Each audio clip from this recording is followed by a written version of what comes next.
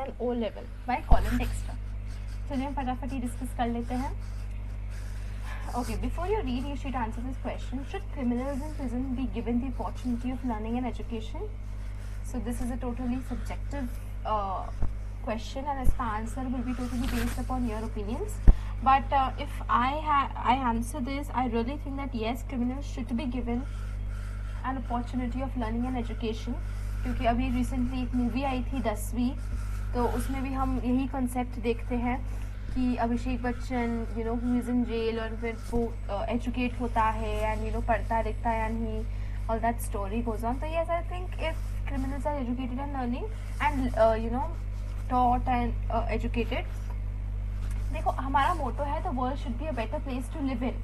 So if we have that human force, why shouldn't we utilize it? If somebody truly transforms himself or herself and is really helpful for the country, then it is a good thing. That person will be an asset. So yes, I think criminals should be given an opportunity.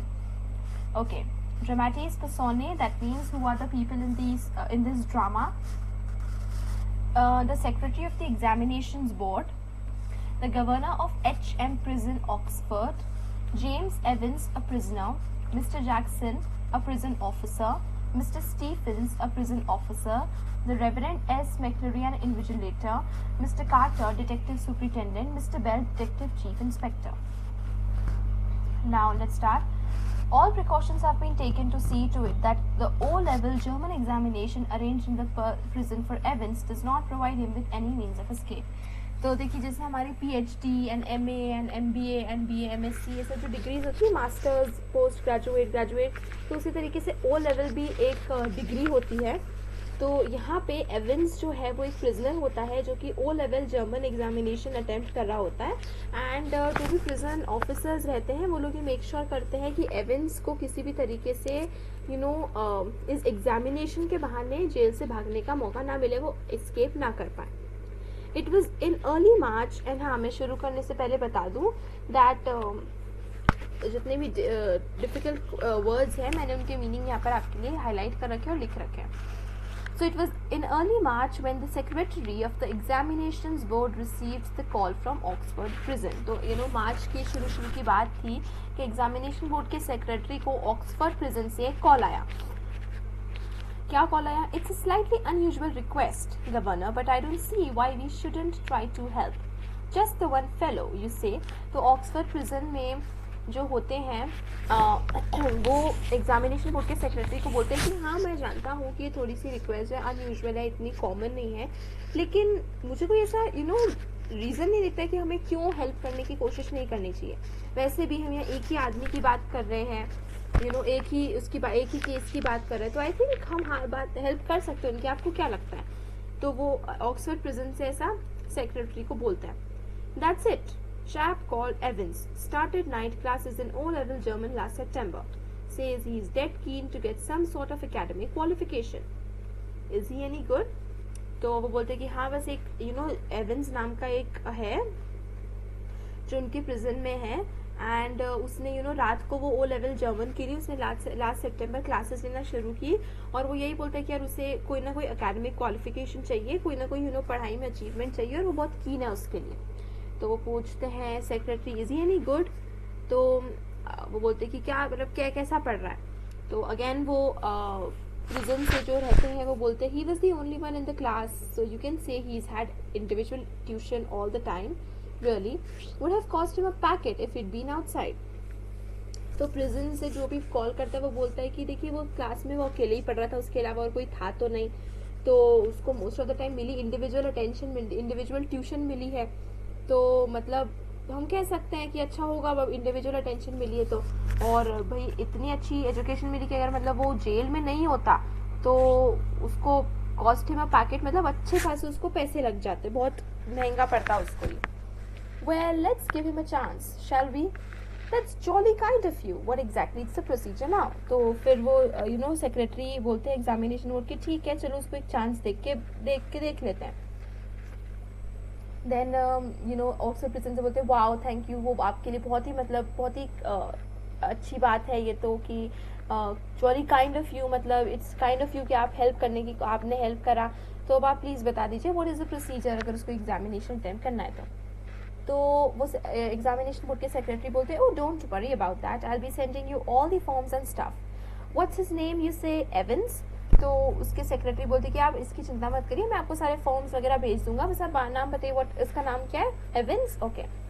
तो prison से जो भी phone करते हैं वो बोलते कि James Rodrick Evans. It sounded rather grand, तो वो ऐसा साउंड करता है मतलब जेम्स रॉड्रिक एवंस, जैसे कोई बहुत ही बड़े से इंसान की बात कर रहे हैं। Just one thing, Governor. He's not a violent sort of fellow, is he? I don't want to know his criminal record or anything like that, but तो जो एग्जामिनेशन बोर्ड के सेक्रेटरी होते बोलते कि बस एक बात आपसे बात पूछनी थी कि वो कोई बहुत वायलेंट या उस टाइप का तो नहीं ना, मतलब उसकी मुझे ऐसा कुछ नहीं कि उसका क्रिमिनल हिस्ट्री जानना है, बट उनके कहने का मतलब ये था कि ऐसा तो नहीं कि बहुत मेजर या बहुत ही हीनियस क्राइम के लिए वो अंदर है, मतलब जेल में बंद है। तो ऑक्सफोर्ड प्रिजन से जो कॉल करते हैं वो बोलते हैं no, there is no record of violence, quite a pleasant sort of chap, they tell me, bit of a card really, one of the stars at the Christmas concert, imitations, the sort of thing, Mike Yarwood stuff. No, he's just a congenital kleptomaniac, that's all.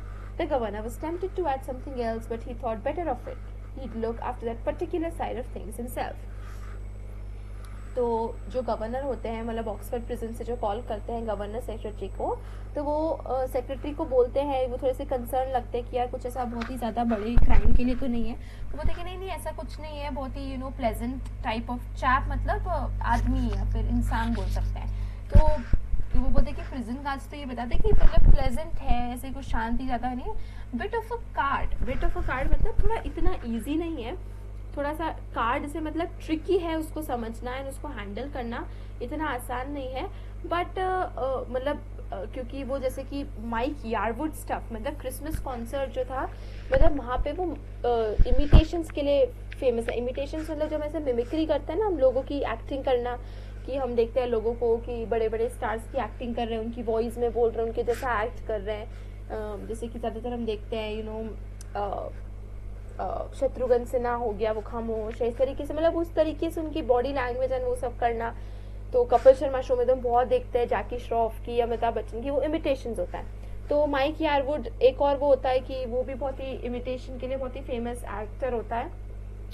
तो वो governor secretary को यही बताते कि नहीं मतलब वो Christmas concert पे काफ़ी इमिटेशंस वगैरह करता था, मतलब इसके लिए बहुत पॉपुलर भी था, लोग उसको बहुत पसंद भी करते थे, बट उसको बस एक आदत थी, और उसको एक वो थी कंजेनिटल क्लेप्टोमैनियाक, मतलब he is just a congenital kleptomaniac, मतलब उसको एक चोरी करने की आदत थी, बस बहुत चुराता था, और उसको चुराने में मतलब बहुत बेमतलब कोई काम नहीं भी होता था तो भी उसको बस ये आदत थी कि वो चुराता था, और जब चुरा लेता था उसके बाद उसको बहुत खुशी होती थी कि जैसे उसने कुछ अचीव कर लिया।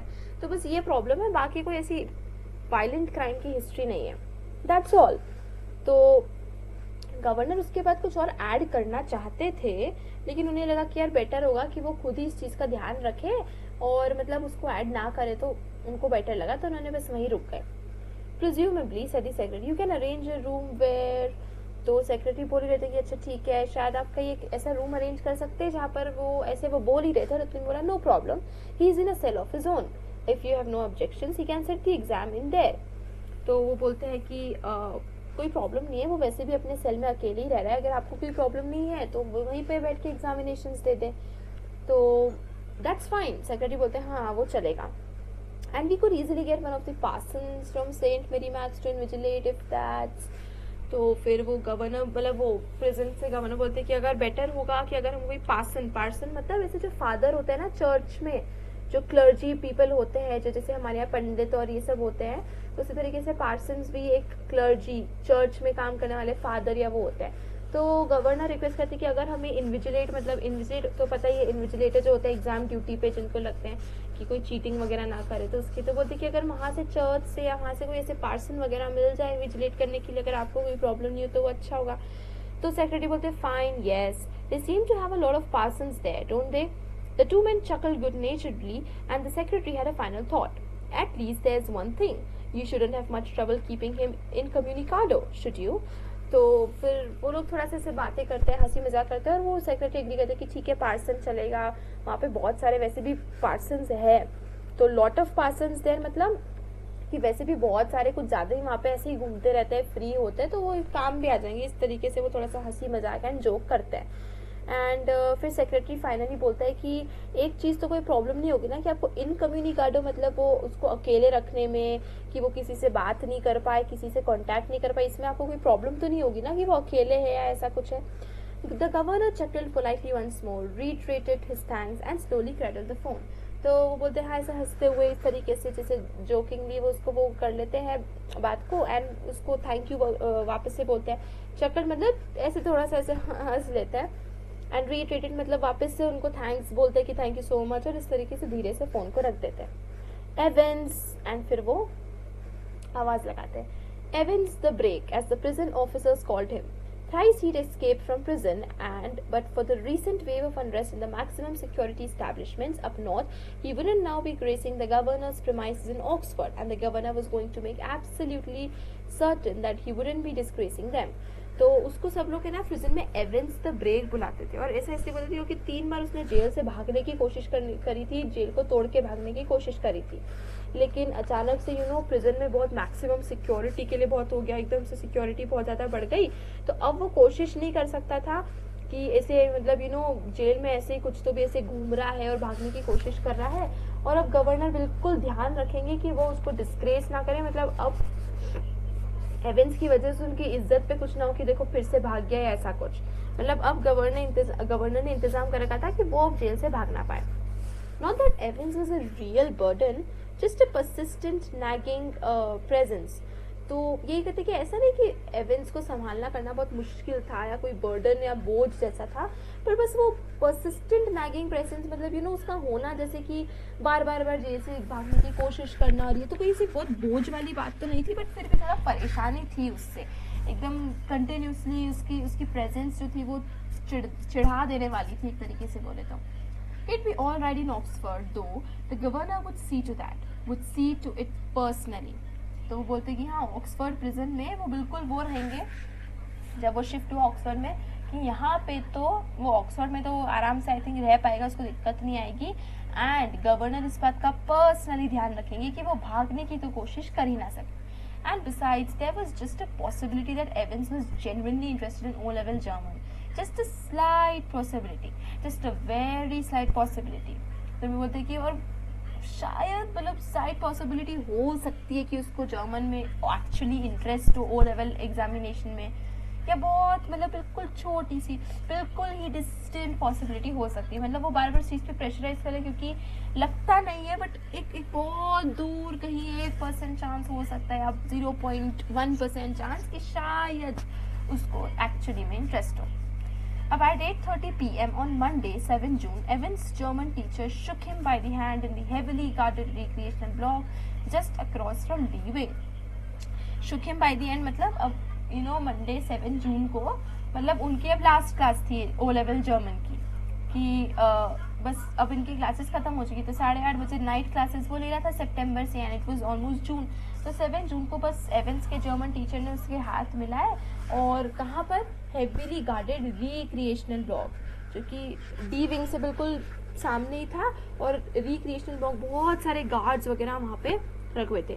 ग्लूटन ग्लक हेयर एवेंस पार्डन, मतलब उसके टीचर बोलते हैं ये सब ये जर्मन में, तो एवेंस बोलता है sorry what, pardon please repeat again, तो I said good luck for tomorrow, तो वो टीचर बोलते हैं क्या मैंने कहा कि गुड लक कल के लिए, ऑल द बेस्ट, कल तुम्हारी एग्जाम है, तो एवेंस रिप्लाई करता है oh thanks I mean air tank is con, मतलब वो भी जर्मन में पहले बोलता है थैंक्स इंग्लिश में, फिर बोलता है सॉरी मैंने गलती से कर दिया, फिर जर्मन में रिप्लाई करता है थैंक यू।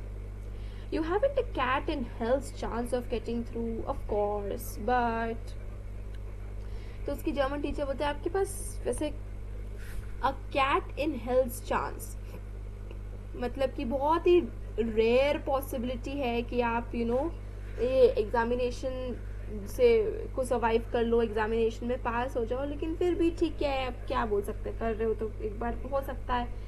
तो एवेंस बोलता है आई मे सरप्राइज एवरीबडी, हो सकता है मैं सबको सरप्राइज कर दूं एंड एक्चुअल में अच्छे मार्क्स लेकर आ जाऊं। At 8:30 the following morning Evans had a visitor, 2 visitors in fact. He tucked his grubby string vest into his equally grubby trousers and stood up from his bunk, smiling cheerfully.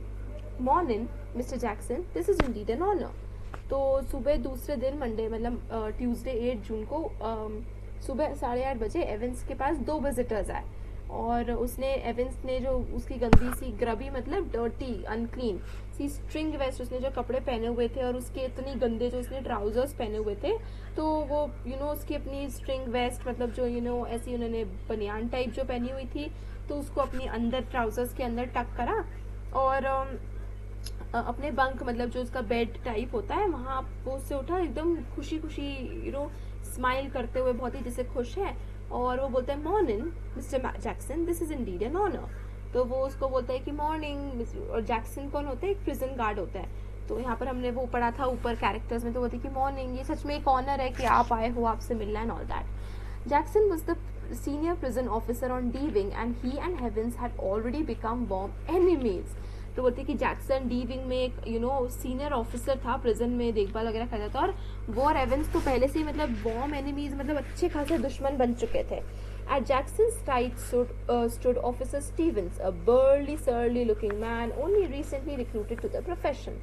तो Jackson के साथ एक officer Stevens भी आए थे जो कि बॉली मतलब अच्छे हट्टे कट्टे बड़े और बहुत ही गुस्से वाले इस टाइप से आदमी खड़े थे, जो कि रिसेंटली उनको ये जॉब मिली थी प्रिजन ऑफिसर बनने की।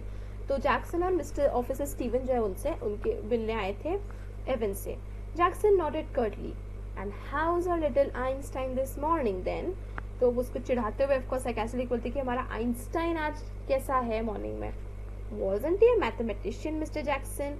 यहाँ पे जो अपॉस्ट्रोफी ई है मतलब ही, ओके तो वो बोलते हैं, एवेंस रिप्लाई करता है कि वो तो एक मैथमेटिशियन थे ना mister Jackson. I think he was a ज्यू मिस्टर जैक्सन। अब ऑफिसर स्टीवन बोलते हैं कि मुझे लगता है कि वो एक ज्यू थे। Evan's face was unshaven and he wore a filthy looking red and white bobble hat upon his head। तो वो एवेंस को डिस्क्राइब कर रहे हैं कि पहले तो उसकी ग्रबी सी स्ट्रिंग वेस्ट थी, ग्रबी से ट्राउजर्स थे गंदे से अनक्लीन से, और उसके फेस में उसने शेव भी अच्छे से नहीं करा था, और उसने बहुत ही गंदे सी एक रेड और वाइट कलर की बॉबल हैट पहनी थी, बॉबल टाइप हैट अपने हेड हैट पहन रखी थी। Give me a chance mister Jackson, I was just going to shave when you bust in. तो एवेंस बोलते हैं कि प्लीज़ आप मुझे एक चांस दीजिए, मैं तो बस आप बस्ट इन मतलब आप एकदम घुस के अंदर है, उसके पहले मैं शेव करने ही जा रहा था। Which reminds me, Jackson turned his eyes on Stevens, make sure you take his razor out of the cell when he's finished scraping that ugly mug of his. Clear? One of these days he'll do us all a favor and cut his bloody throat। तो Jackson बहुत ही rough and tough and बहुत एवेंस को इस तरीके से behave करते और ऐसे बोलते हैं कि इससे मुझे याद है ऑफिसर स्टीवन प्लीज एक बार ये शेव कर ले, तो आप इससे अपना रेजर ले लीजिएगा, नहीं तो एक बार हम पे एहसान कर देगा, खुद अपना गला वला काट देगा तो और मुसीबत में डाल देगा और सब प्रॉब्लम हो जाएगी। For a few seconds Evans looked thoughtfully at the man standing ramrod straight in front of him. A string of Second World War medals proudly paraded over his left breast pocket. Mr. Jackson, was it you who took my nail scissors away? Evans had always worried about his hands. तो थोड़े time के लिए वो ऐसे उसको देख रहा था मिस्टर जैक्सन को और स्टीफेंस को कि जो रैम रॉड मतलब बिल्कुल स्ट्रिक्ट डिसिप्लिन, रैम रॉड बिल्कुल ऐसे सीधा खड़ा था, कोई साइन ऑफ ह्यूमैनिटी काइंडनेस कुछ नहीं दिखाते हुए बिल्कुल सीधा तना हुआ हट्टा कट्टा खड़ा था उसके सामने, और उसके कंधे पे इतने सारे वर्ल्ड वॉर 2 के मेडल्स टंगे हुए थे जो कि प्राउडली मतलब उसके लेफ्ट कंधे के ऊपर पॉकेट के वहाँ पे उसके लगे हुए थे। फिर वो बोलते हैं मिस्टर जैक्सन, क्या आप ही वो थे जिसने मेरे नेल सीजर्स मतलब नेल कटर जो होता है वो आप लेके चले गए थे? एवन को हमेशा अपने हाथों को लेकर थोड़ी चिंता रहती थी, उसके हाथ क्लीन नहीं है, नाखून लंबे हो रहे हैं नहीं, और वो and your nail file too. तो मतलब नेल फाइल मतलब नेल्स को शेप करने के लिए जो नेल फाइलर होता है, तो जैक्सन बोलते कि वो तो मैं ले गया और उसके साथ साथ तुम्हारा नेल फाइलर भी मैं ले गया। Look, for a moment Evans eyes mouldered dangerously but Jackson was ready for him. तो क्योंकि एवेंस मतलब रहता है ना किसी को पर्टिकुलर कुछ चीज़ों का, तो एवेंस को था ही सही उससे हाथों के कुछ लेकर, तो वो एकदम से लुक इस तरीके से बोलता है, उसकी आंखों में जैसे कि एकदम थोड़ा सा डेंजर एंड गुस्सा और इस तरीके से वो अपना एक्सप्रेशन शो करता है। पर जैक्सन तैयार था उसको उसको फेस करने के लिए, उसको जवाब देने के लिए। Orders of the governor Evans, he leaned forward and leered his voice dropping to a harsh contemptuous whisper. You want to complain? तो वो बोलता है कि एवेंस, ये गवर्नर के ऑर्डर थे, वो एकदम से लीन फॉरवर्ड करके लिया और मतलब अंदर ऐसा अपना चेहरा घुसाते हुए बोलते हैं, और उसका एकदम वो अपनी वॉइस को ऐसे ट्रैप करता है, जैसे बिल्कुल ही ड्रॉप कर लेता है, चेंज कर लेता है कि जैसे बिल्कुल कोल्ड एंड साइलेंट एंड बिल्कुल बिल्कुल हार्शर तरीके से बोलता है यू वांट टू कंप्लेन। इस तरीके से उसको ऐसे करते हुए बोलता है कि हाँ, गवर्नर के ऑर्डर्स थे, तुम कंप्लेन करना चाहते हो, कुछ करना चाहते हो, मतलब उसको तरीके से धमकी दे रहा था कि कर क्या सकते हो तुम, कंप्लेन करना है तुम्हें, जाओ करो ऐसे। एवेंस shrugged his shoulders lightly. The crisis was over. तो एवेंस एकदम से उसने गुस्सा छोड़ दिया और मतलब ये जो अब इनके बीच में चल रहा था ये खत्म हो चुका था अब। You have got half an hour to smarten yourself up, Evans, and take that bloody hat off. तो वो बोलते हैं कि तुम्हारे पास आधा घंटा है, नहा धो के जो भी तैयार हो जाओ वगैरह जो भी करना, प्लीज वो अपनी गंदी सी टोपी अपने सिर से हटाओ। मी हैट, वो जो कॉमा AT है, अपॉस्ट्रोफी AT, मतलब दैट्स हैट। हाँ, एवेंस मतलब वो बोलते हैं कि मैं टोपी उतारूं, हाँ, इस तरीके से बोलता है। Evans put his right hand lovingly on top of the filthy woollen and smiled sadly. Do you know, Mr. Jackson, it's the only thing that's ever brought me any sort of luck in life. Kind of lucky charm, if you know what I mean. And today I thought, well, with me exam and all that. तो Evans बोलता है कि अच्छा, मेरी टोपी, क्या आपको पता है मिस्टर जैक्सन कि ये एकमात्र ऐसी चीज़ है जो थोड़ा सा मेरी लाइफ में लक लेकर आया है, मतलब जैसे कि टोपी मेरी लकी चार्म टाइप है, अगर आप समझ पा रहे हो कि मैं क्या बोल रहा हूँ। तो आज मेरी एग्जाम है तो मुझे लगा कि टोपी मेरी लकी चार्म अच्छा स्कोर कर लूँगा। Buried somewhere in Jackson was a tiny core of compassion, and Evans knew it. तो एवेंस को पता था कि यार वो ऐसा दिख रहा है स्ट्रिक्ट सा और उसको इस तरीके से वो रिस्पॉन्ड करता है, लेकिन कहीं ना कहीं जैक्सन में थोड़ी सी डीप एक कंपैशन तो था। एवेंस जानता था कि वो कहीं ना कहीं थोड़ा कंपैशन जैक्सन के अंदर था। तो वो बोलता है कि ये आप जानते हो मेरी एग्जाम है, तो आज टोपी लकी चार्म है और प्लीज मुझे पहनने दो, ऐसे बोलता है। Just this once then, Shirley Temple. If there was one thing that Jackson genuinely loathed about Evans, it was his long wavy hair and get shaving. तो जैक्सन बोलता है चलो ठीक है, सिर्फ इस बार पहनना शर्ली टेम्पल। वो जैक्सन एवेंस को बोलता है शर्ली टेम्पल, क्योंकि शर्ली टेम्पल इसलिए बोलते हैं क्योंकि शर्ली टेम्पल जो थी वो एक लेडी थी जो कि एक एम्बेसडर थी, लेकिन उनके लंबे बाल थे, तो मतलब वो इस तरीके से बोलती, लंबे कर्ली वेवी टाइप हेयर थे शर्ली टेम्पल के। तो शर्ली टेम्पल से बोलती क्योंकि जैक्सन को सबसे बुरे मतलब लोथेड मतलब बिल्कुल जो हेट करता था, डिस्गस्ट करते थे, वो थे जैक्सन के लंबे वेवी से बाल। वो सबसे ज्यादा मतलब उसको पसंद नहीं थे मिस्टर जैक्सन को। तो वो बोलता है कि हाँ ठीक है, सिर्फ एक बार तुम्हें पहने दूंगा, पर और हाँ शेव भी करो, अच्छे से क्लीन हो जाओ, थोड़ा सा स्मार्टन अप हो जाओ। At 8:45 the same morning, the Reverend Stuart McCleary left his bachelor flat in Broad Street and stepped out briskly towards Carfax. तो 8:45 पे उसी ट्यूजडे 8 जून को 8:45 पे रेवरेंड स्टुअर्ट मैक्लेरी, रेवरेंड मतलब अगेन वो पार्सन जो एक चर्च में फादर वगैरह होता है, जो उसी पोजीशन वैसी पोजीशन होती है। तो स्टुअर्ट मैक्लेरी नाम के रेवरेंड जो थे, उन्होंने अपना बैचलर फ्लैट, मतलब वो वहाँ अकेले रहते थे ब्रॉड स्ट्रीट में, वो अपने फ्लैट से बाहर निकले और कारफैक्स की तरफ चलने लगे। कारफैक्स मतलब उनका vehicle transportation. The weatherman reported temperatures considerably below the normal for early June, and a long black overcoat and a shallow-crowned clerical hat provided welcome protection from the steady drizzle which had set in half an hour earlier and which now spattered the thick lenses of his spectacles. तो वेदरमैन जो था वो जो weather report करा था, तो जून के हिसाब से टेम्परेचर थोड़े बिलो नॉर्मल थे, मतलब थोड़ी सी ठंड थी उस टाइम पे, और उस टाइम पे और थोड़ी सी बारिश भी हुई थी और ज़्यादा ठंडा हो गया था, ठंडी हवा चल रही थी। और ऐसे वेदर में एक बड़ा सा लंबा ब्लैक कलर का ओवरकोट और शैलो क्राउन क्लेरिकल हैट, मतलब बहुत ही ज़्यादा बड़ा हाइट में नहीं और क्लेरिकल थोड़ा ऑफिस टाइप का ऐसे इस टाइप का हैट उन्होंने पहन रखी थी, जो कि उनको इस ठंड से प्रोटेक्शन दे रही थी, एंड जो थोड़ी सी रिमझिम बारिश हो रही थी उससे भी प्रोटेक्शन दे रही थी, बचा के रख रही थी उससे। एंड अब उनके स्पैटर्ड द थिक लेंसेज ऑफ स्पैटर्ड मतलब पूरे दाग मतलब पानी से ऐसे छींटे हो गए।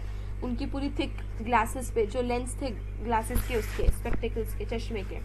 In his right hand he was carrying a small brown suitcase which contained all that he would need for his morning duties, including a sealed question paper envelope, a yellow invigilation form, and a special authentication card from the examinations board, a paper knife, a Bible he was to speak to the Women's Guild that afternoon on the Book of Ruth, and a current copy of the Church Times. तो यहाँ पे उस reverent को discuss किया जा रहा था, उनको डिस्क्राइब किया जा रहा था कि कैसे ब्लैंक लॉन्ग ओवरकोट पहनी, एक उन्होंने शैलो क्लरिकल हैट पहनी, चश्मे पहने थिक लेंसेज के साथ, एंड वो अपने राइट हैंड में एक छोटा सा ब्राउन सूटकेस कैरी कर रहे थे जिसमें क्या क्या कंटेंट्स थे, जो उनको मॉर्निंग ड्यूटी मतलब जो वो एग्जामिनेशन में इन्विजिलेट करेंगे उसमें क्या क्या लगेगा. एक तो एक सील्ड क्वेश्चन पेपर था, एनवेलप था जिसके अंदर क्वेश्चन पेपर था, फिर एक येलो कलर का इन्विजिलेशन फॉर्म था कि यही है वो जिनको इन्विजिलेट करना है, अपनी ड्यूटी है वगैरह वगैरह. एक स्पेशल ऑथेंटिकेशन कार्ड था कि हाँ आपको पावर दी जाती है, ऑथेंटिकेट किया जाता है कि आप इन्विजिलेट कर सकते हो. एक पेपर नाइफ था क्योंकि एनवेलप वगैरह फाड़ने करने के लिए कुछ काम के लिए. एक बाइबल थी, बाइबल इसलिए क्योंकि शाम को उन्हें विमेंस गिल्ड एक एसोसिएशन जो था उसके सामने उनको एक स्पीच देनी थी बुक ऑफ रूथ के ऊपर, ठीक है, बाइबल का. तो वो बाइबल थी और उसके साथ साथ एक चर्च टाइम्स की कॉपी थी जो उनकी प्रेजेंट उस दिन की, ट्यूसडे 8 जून की. The 2-hour examination was scheduled to start at 9:15 a.m. तो वो 8:45 a.m. को अपने घर से निकल गए और एग्जामिनेशन जो थी वो 9:15 को शुरू होने वाली थी. Evans was lathering his face vigorously when Stephens brought in 2 small square tables and set them opposite each other in the narrow space between the bunk on one side and on the other a distempered stone wall. तो Evans was lathering his face मतलब वो सब shaving cream वगैरह लगाते ना, तो वो shaving cream वगैरह एवंस अपने फेस पे बनाया था, इससे पूरा लैदर झाग हो गया था वाइट कलर का उसके फेस पे. और जब वो शेव कर ही रहा था मतलब ये फोम वगैरह लगाकर, तो स्टीफन्स जो है वो 2 छोटी छोटी स्क्वायर टेबल्स लाती है और वो एक दूसरे के आमने सामने रख देते हैं.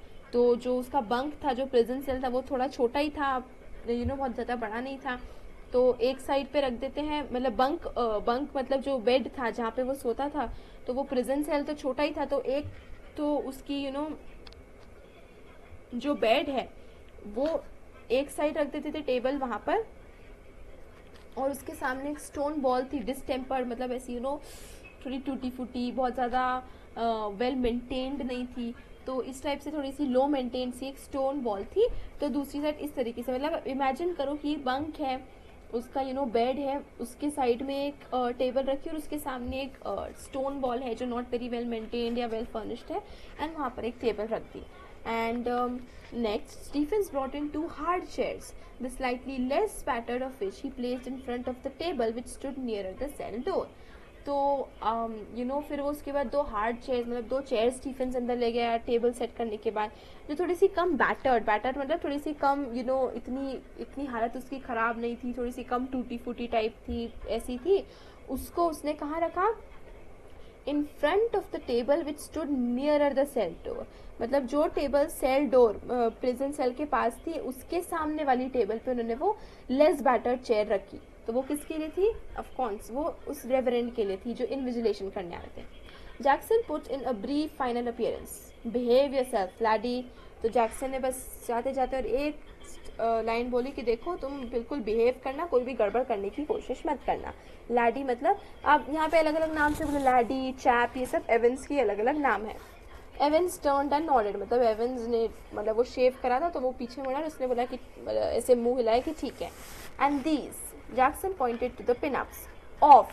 पिनअप्स मतलब जो पोस्टर्स दीवार पे टंगे रहते हैं, चिपकाए हुए होते हैं, तो जैक्सन बोलता है कि और ये ऐसे पॉइंट करते बोलता है इनको ऑफ, मतलब इनको दीवार से नीचे करो, उतारो.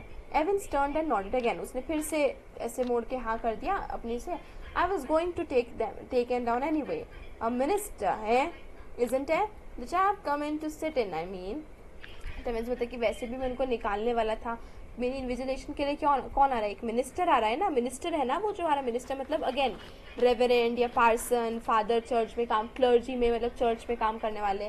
तो द चैप मतलब वो अंदर प्रिजन सेल में बैठने के लिए आ रहे हैं, मेरा मतलब है. तो वैसे भी पोस्टर निकालना पड़ेगा उनके सामने, अच्छा नहीं लगेगा ऐसे पोस्टर्स रहेंगे तो. And how did you know that? asked Jackson quietly. तो जैक्सन पूछे तुम्हें कैसे पता कि एक पार्सन है या मिनिस्टर आ रहा है जो तुम्हारे इन्विजिलेशन के लिए? Well, I had to sign some forms, didn't I? And I couldn't help. तो एवेंस बोलता है कि वैसे मतलब अब मुझे कुछ फॉर्म्स वगैरह साइन करना था, तो मैं मतलब रोक नहीं पाया अपने आप को, मैंने थोड़ा सा देख लिया कि कौन है जो आ रहा है कर रहा है इस तरीके से. Evans drew the razor carefully down his left cheek and left a neat swath in the white leather. तो मतलब जो फोम उसने अपने गाल पे लगाया हुआ था उसके अक्रॉस उसने एकदम से रेजर चलाया और एकदम वाइट मतलब नीट पूरा फोम को हटाते हुए बीच में एक उसने स्वैथ मतलब एक बीच में ऐसे पाथ क्रिएट कर दिया रेजर से बाकी पूरे आसपास फोम के अलावा. Can I ask you something mister Jackson? अब एवेंस बोलता है क्या मैं आपसे कुछ पूछ सकता हूँ? Why did they have to bug me in this cell? He nodded his head vaguely to a point above the door. Not a very neat job, conceded Jackson. तो वो बोलते हैं कि एवेंस बोलता है कि आप उनको क्या ज़रूरत थी मुझे इसी सेल में रखने की, मतलब इसी सेल में करने की. तो वो एक डोर के ऊपर एक कहीं पॉइंट होता है, उसको पॉइंट करते कि मतलब कुछ गड़बड़ है वहाँ पे या कुछ बहुत अच्छे से होल होगा या कुछ होगा. तो जैक्सन बोलते हैं कि not a very neat job, मतलब बहुत अच्छे से यहाँ पे जो भी कोशिश कर रहा था वो या जो भी जॉब करा वो बहुत अच्छे से तो नहीं करा है. They don't honestly think I am going to try to. तो एवेंस अब ऐसे बोलता है कि ओह ऐसा तो नहीं, मतलब पक्का, मतलब उन्हें ऐसा तो नहीं लगता कि मतलब ऐसा तो नहीं लगता कि मैं भागने की कोशिश कर रहा हूँ. तो वो बोलता है कि एवेंस ऐसा बोलता है कि ऐसा तो नहीं लग रहा है कि मैं भागने की कोशिश कर रहा हूँ, ऐसा तो मतलब वो. तो जैक्सन बोलता है they are taking no chances Evans, nobody in his senses would take any chance with you. तो सॉरी मतलब यस मैं भूल गई कि जब वो बोलते हैं why did they have to bug me in this cell. Bug me मतलब उन्होंने प्रिजन सेल में एक छोटा सा माइक्रोफोन अटैच कर रखा था ताकि जो भी सेल में चल रहा है वो सब बातें सुन सके. तो एवेंस बोलता है कि उनको क्या ज़रूरत थी माइक्रोफोन लगा के और इस तरीके से मुझ पर नज़र रखने की और इस तरीके से मुझे बग करने की. तो वो डोर के ऊपर उन्होंने माइक्रोफोन अटैच कर रखा था ताकि वो सारी बातें सुन सके. तो not a very neat job, मतलब जैक्सन बोलता है कि यार इसको छुपाना अच्छे से चाहिए था, इन्होंने बहुत अच्छे से काम नहीं किया, अच्छे से इसको कहीं हाइड करना चाहिए था ताकि किसी को पता ना चले कि ये सेल में माइक्रोवेव है. कोई बहुत अच्छे से उन्होंने काम नहीं किया, नीट जॉब नहीं है, बट ठीक है मतलब कहीं ऐसे डोर के ऊपर बहुत ही क्लियरली विजिबल है माइक्रोफोन है. तो एवेंस बोलता है कि ओ एक मिनट, उन्हें ऐसा मतलब ऐसा तो नहीं लग रहा कि मैं भागने की कोशिश कर रहा हूँ. तो जैक्सन बोलते हैं कि तुम्हारे साथ कोई चांसेस नहीं ले रहे एवेन, तुम्हारे साथ तो बिल्कुल कोई चांस लेना ही नहीं चाहेगा, तुम 3 बार पहले भी भाग चुकी हो इस तरीके से. Who is going to listen in? तो एवेंस बोलता है कि अच्छा तो कौन सुनने वाला है ये माइक्रोफोन से जो भी बातें रहे. तो जैक्सन बोलता है I tell you who is going to listen in laddie, it's the governor himself. See he don't trust you a bloody inch and nor do I'll be watching you like a hawk Evans, so keep your nose clear. He walked towards the door. Keep your nose clean का मतलब होता है कि संभल के, मतलब कोई भी गड़बड़ करने की कोशिश मत करना. तो जैक्सन बोलता है कि पता है खुद गवर्नर तुम्हारी बात सुनने वाले हैं, जो भी कुछ होने वाला है यहाँ पे प्रेजेंट में. देखा कोई भी तुम पे एक ब्लडी इंच मतलब इतना सा भी ट्रस्ट नहीं करता, गवर्नर भी नहीं और मैं भी नहीं. और मैं भी तुम्हें एक हॉक मतलब एक एनिमल होता है ना ईगल वर्चर जैसा, जो कि बहुत क्लोज मतलब निशाना लगाए रखता है अपने प्रे के ऊपर, कि जैसे ही उसका निशाना जो है चूहा वगैरह जो भी वो खाता है, जैसे ही कोई वल्नरेबल पोजीशन में पहुंचेगा और एकदम से उस पर झपट्टा मार के और उसको खा लेगा या उसको जकड़ लेगा. तो जैक्सन यही बोलता है कि मैं भी बिल्कुल तुम पे तीखी नज़रें गढ़ाए रखूँगा और जरा सा भी तुम क्लियर है ना कि तुम बिल्कुल कुछ भी गलत करने की कोशिश मत करना. Evans nodded. He'd already thought of that, and number 2 handkerchief was lying ready on the bunk, a neatly folded square of off-white linen. तो एवेंस मतलब उसने कहा कि वो पहले ही सब कुछ सोच चुका था कि हाँ मतलब ये सब होने वाला है. And number 2 handkerchief is lying ready on the bunk, neatly folded square of white linen. मतलब एक हैंडकरचीफ जो था, रुमाल जो था, वो बंक के ऊपर अच्छी तरीके से फोल्ड करके नीटली रखा हुआ था. Just one more thing Einstein, या व्हाट्स दैट? तो जैक्सन बोलता है कि बस आइंस्टाइन, उसको इस तरीके से बुलाता है वो एवेंस को, तो chap, laddie, Einstein, Evans the break, इस तरीके से उसको नाम से बुलाता है. तो वो बोलता है आइंस्टाइन. तो एवेंस बोलता है हाँ क्या हुआ? Good luck old son. तो जैक्सन बोलता है कि good luck for your examination.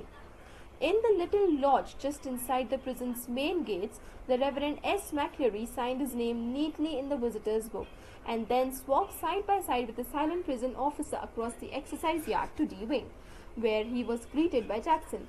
तो एक लिटिल लॉज मतलब छोटा सा एक रूम था प्रिजन के मेन गेट्स, प्रिजन में घुसते से एक छोटा सा रूम था जहाँ पे रेवरेंड जो थे एस मैक्लरी या पार्सन जो थे या मिनिस्टर जो थे उन्होंने अपना नीटली अपना नाम साइन करा रजिस्टर में, और एक चुपचाप से मतलब वो प्रिजन ऑफिसर ने कुछ बोला नहीं, साइलेंट से प्रिजन ऑफिसर मतलब प्रिजन ऑफिसर ने बस उनको लॉज से लेकर एक्सरसाइज यार्ड से होते हुए डी विंग तक पहुंचा दिया जहाँ पर वो रेवरेंड जो है वो जैक्सन से मिले. The wing's heavy outer door was unlocked and locked behind them, the heavy inner door the same, and McCleary was handed into Stephen's keeping. तो मतलब जैसे जैसे वो आगे बढ़ते जा रहे थे तो आगे का डोर तो खुला था और पीछे का डोर जो है वो लॉक होते जा रहा था, और मैक्लरी को फिर उसके बाद स्टीफन्स की भी मतलब स्टीफन के ध्यान रखने के लिए कि आगे अब स्टीफन से जाएगा और स्टीफन्स उनको प्रिजन सेल तक ले जाएगा. Get the razor murmured Jackson. Stephens knowledge मतलब जैक्सन ने पूछा कि तुमने रेजर ले लिया ना एवेंस से. मतलब वो कितना केयरफुल थे कि छोटी से छोटी डिटेल का एक रेजर तक एवेंस के पास नहीं छोड़ रहे थे. रूम में माइक्रोफोन लगा रखा था, जैक्सन और स्टीफन्स जैसे प्रिजन ऑफिसर्स को एम्प्लॉय कर रखा था, एंड गवर्नर खुद उनकी बातें सुन रहा था. मतलब कितना कंसर्न थे वो एवेंस को लेके कि यार ये कुछ गड़बड़ ना कर दे. Well keep your eyes skinned clear. तो कीप योर आई स्किन मतलब बिल्कुल तुम तैयार रहना और अलर्ट रहना, ज़रा भी इधर उधर अपनी आंखों को गढ़ा के रखना, ऐसा जैक्सन स्टीफन्स को बोलता है. स्टीफन वापस उनको हाँ करता है.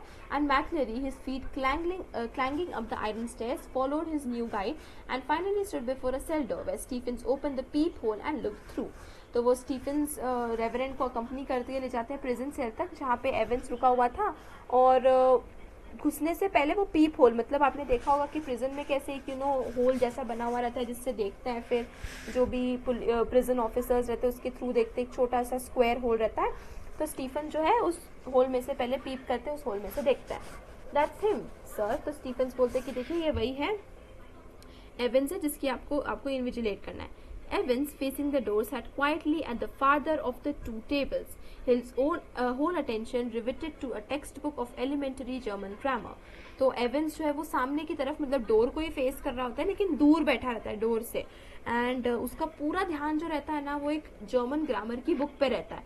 मतलब वो ऐसे मतलब अटेंशन रिवेटेड मतलब उसका पूरा ध्यान उस बुक पे रहता है, मतलब वो बिल्कुल पढ़ रहा होता है सीरियसली अपने एग्जाम के लिए. Stephen took the key from its ring and the cell lock sprang back with a thudded metallic twang. आपने देखा होगा कि कैसे एकदम जोरदार भारी भारी लोहे के दरवाजे और लॉक बनते हैं जो जेल होता है उसमें. तो दरवाजे के पास एक रिंग बनी हुई थी तो वहाँ से स्टीफन्स ने की ली और दरवाज़ा जो है उसका लॉक खोला और एकदम से दरवाज़ा बड़े से थोंग जैसे आवाज़ से मेटल की आवाज़ से के साथ वो एकदम से ठप्प करके पीछे खुला. It was 9:10 a.m. when the governor switched on the receiver. अब 9:10 हो रही थी और गवर्नर ने जो माइक्रोफोन लगाया था ना, बग करा था जो एवेंस का सेल, उसको स्विच ऑन करा. He had instructed Jackson to tell Evans of the temporary little precaution. That was only fair, as if Evans wouldn't spot it. तो जो गवर्नर थे उन्होंने जैक्सन को बोला था कि देखो तुम एवेंस को बता देना कि ये हमने एक माइक्रोफोन लगाया है, वही फेयर रहेगा. मतलब गवर्नर को लगा कि यही फेयर चीज़ रहेगी कि हम उसको बता दें कि हमने रूम में एक माइक्रोफोन लगाया है तुम पे नज़र रखने के लिए, पर बताने की ज़रूरत ही नहीं थी. मतलब उन्होंने ऑलरेडी एक ऐसी जगह पे लगाया था जहाँ पे आसानी से जो है एवेंस खुद ही स्पॉट कर ले, as if Evans wouldn't spot it. But wasn't it all a bit theatrical. मतलब थोड़ा सा ड्रामा टाइप नहीं हो गया था कि एक माइक्रोफोन लगाया उसकी बातें सुनने के लिए and all that. Poor voice almost. How on earth was Evans going to try anything on today? If he was so anxious to make another break, why in heaven's name hadn't he tried it from the recreational block? Much easier. तो अब मतलब यही बोलता है कि क्या मतलब कोई मतलब ही नहीं है, स्कूल बॉयज एक माइक्रोफोन लगा रहे हैं और ये और वो, उसकी ज़रूरत ही नहीं है. मतलब यहाँ से एवेंस हो ही नहीं सकता कि एवेंस मतलब यहाँ से कुछ बाहर निकलने की या प्रिजन को तोड़ के भागने की कोशिश करे. अगर उसको जाना ही था, प्रिजन से बाहर निकलना ही था, तो वो रिक्रिएशनल ब्लॉक से करता, क्योंकि उस रिक्रिएशनल ब्लॉक में तो बहुत ही कम सिक्योरिटी थी. अब यहाँ तो इतनी ज़्यादा सिक्योरिटी है तो रिक्रिएशनल ब्लॉक में तो और ज़्यादा मुश्किल होता. मतलब रिक्रिएशनल बॉक्स से तो और ज़्यादा ईजी होता भाग जाना। तो वो ये बोल रहे कि एवंस यहाँ तो ऐसा कुछ ट्राई करेगा नहीं, but he had it and there he was now sitting in a locked cell. मतलब रिक्रिएशनल बॉक्स से वो भागा नहीं, तो मतलब वो भी यहाँ बैठा हुआ था, अब लॉक्ड सेल में बैठा हुआ था, और सारे प्रिजन ऑफिसर्स जैसे वो अलर्ट थे। 2 more locked doors behind his cell and a yard with a small with a wall as high as a haystack. Yes, Evans was as safe as houses. As safe as houses मतलब हम घर में कितना save करके रखते हैं सब कुछ चीज़ों को, तो एवंस बिल्कुल इसी तरीके से सेफ था।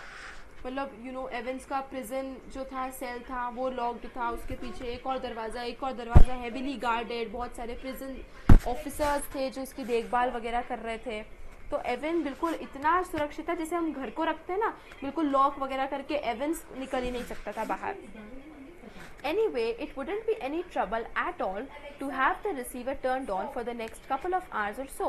It wasn't as if there was going to be anything to listen to, was it? Amongst other things, an invigilator's duty was to ensure that the strictest silence was observed. But still, that little nagging doubt. Might Evans try to take advantage of McCleary, get him to smuggle in a chisel or two or a rope ladder or तो मतलब यही governor भी ये सोच रहा है कि यार ज़रूरत ही नहीं थी एटलीस्ट अगले 2-3 घंटे के लिए। तो इन्विजिलेटर का काम ही होता है कि एग्जामिनेशन हॉल में बिल्कुल साइलेंस बना रहे जितना हो सके, मतलब कोई कुछ बोले ही ना, कुछ बोल ही ना सके। तो ये काम ही नहीं था, वैसे भी क्या वो लोग कुछ बात तो करने वाले नहीं थे, बट फिर भी एक छोटी सी नैगिंग, मतलब दिमाग में कहीं ना कहीं वॉइस तो बोल ही रही थी कि क्या पता एवंस की बात कर रहे हैं हम, उसका भरोसा नहीं किया जा सकता, क्या पता वो रेवरेंड को कभी रिश्वत वगैरह दे के या कुछ करके पटाने की कोशिश करे। कि चिजल मतलब एक छोटा सा टूल होता है, चिजल आप देख सकते हैं, इजीली आपको समझ में आ जाएगा, जो स्कल्पचर्स वगैरह ज़्यादातर यूज़ करते हैं। तो क्या पता वो मैक्लेरी को कन्विंस करने की कोशिश करे बोल के कि यार तुम मुझे ये टूल दे देना या एक रस्सी दे देना जिससे मैं कूद के बाहर निकल सकूँ। मतलब उसका कोई भरोसा नहीं था, तो बेटर यही था कि सुन ले, भले कुछ होगा नहीं होगा सुनने के लिए अगले 2-3 घंटे के लिए। The governor sat up sharply. It was all very well getting rid of any potential weapon that Evans could have used, but what about McCleary? What if, quite unwittingly, the innocent McCleary had brought in something himself? A jackknife, perhaps? And what if Evans held him hostage with such a weapon? तो governor बिल्कुल alert होके बैठे हुए थे, and उनको actually भरोसा ही नहीं था एवंस पे। तो वो सब कुछ सोचे थे कि एवंस से तो जितने हो सके, रेजर है, नेल फाइलर है, नेल कटर है, सब कुछ उससे तो ले लिया, लेकिन क्या पता कभी मैक्लेरी के पास हुआ कुछ, एक जैक नाइफ हुआ। मतलब ये थोड़ा सा आयरॉनिकल भी है कि एक मिनिस्टर के पास एक जैक नाइफ क्या करेगा, बट स्टिल तो वो यही सोचे कि क्या पता, मतलब वो पॉसिबिलिटी कोई भी छोड़ना नहीं चाहते कि क्या पता जो मिनिस्टर है उसके पास कुछ ऐसा हुआ और एवंस जो है वो वो नाइफ लेके और मैक्लेरी को होस्टेज बना ले, धमकी देने की कोशिश करे कि मैं इसको मार दूंगा, तुम मुझे छोड़ने दो, जाने दो वगैरह ये सब। The governor reached for the phone. It was 9:12 a.m. The examinee and the invigilator had already been introduced by Stephens when Jackson came back and shouted to McCleary through the cell door. Can you come outside a minute, sir? You too, Stephens. तो already 9:12 हो चुका था, examination time 9:15 था, और एकदम से Jackson जो है वो स्टीफेंस को और मैक्लेरी को बाहर बुलाते कि आप 1 मिनट बाहर आ सकते हैं सर। तो जैक्सन क्विकली उन्होंने फटाफट मैक्लेरी को समझाया कि देखो गवर्नर बहुत वरीड है, परेशान है, उन्हें अभी भी लग रहा है कि मतलब हो सकता है एवंस कुछ करने की कोशिश करे। बहुत ही पेशेंटली आराम से मैक्लेरी को समझाया, एंड मैक्लेरी भी उसने अपने आर्म्स ऐसे सीधे सीधे खड़े कर दिए, शोल्डर लेवल पे ऐसे सीधे, ताकि जैक्सन ने बिल्कुल हल्के हल्के से उसके कपड़ों के थ्रू चेकिंग कर ली। Something hard here sir, my reading glasses, replied McLeary looking down at the spectacle case.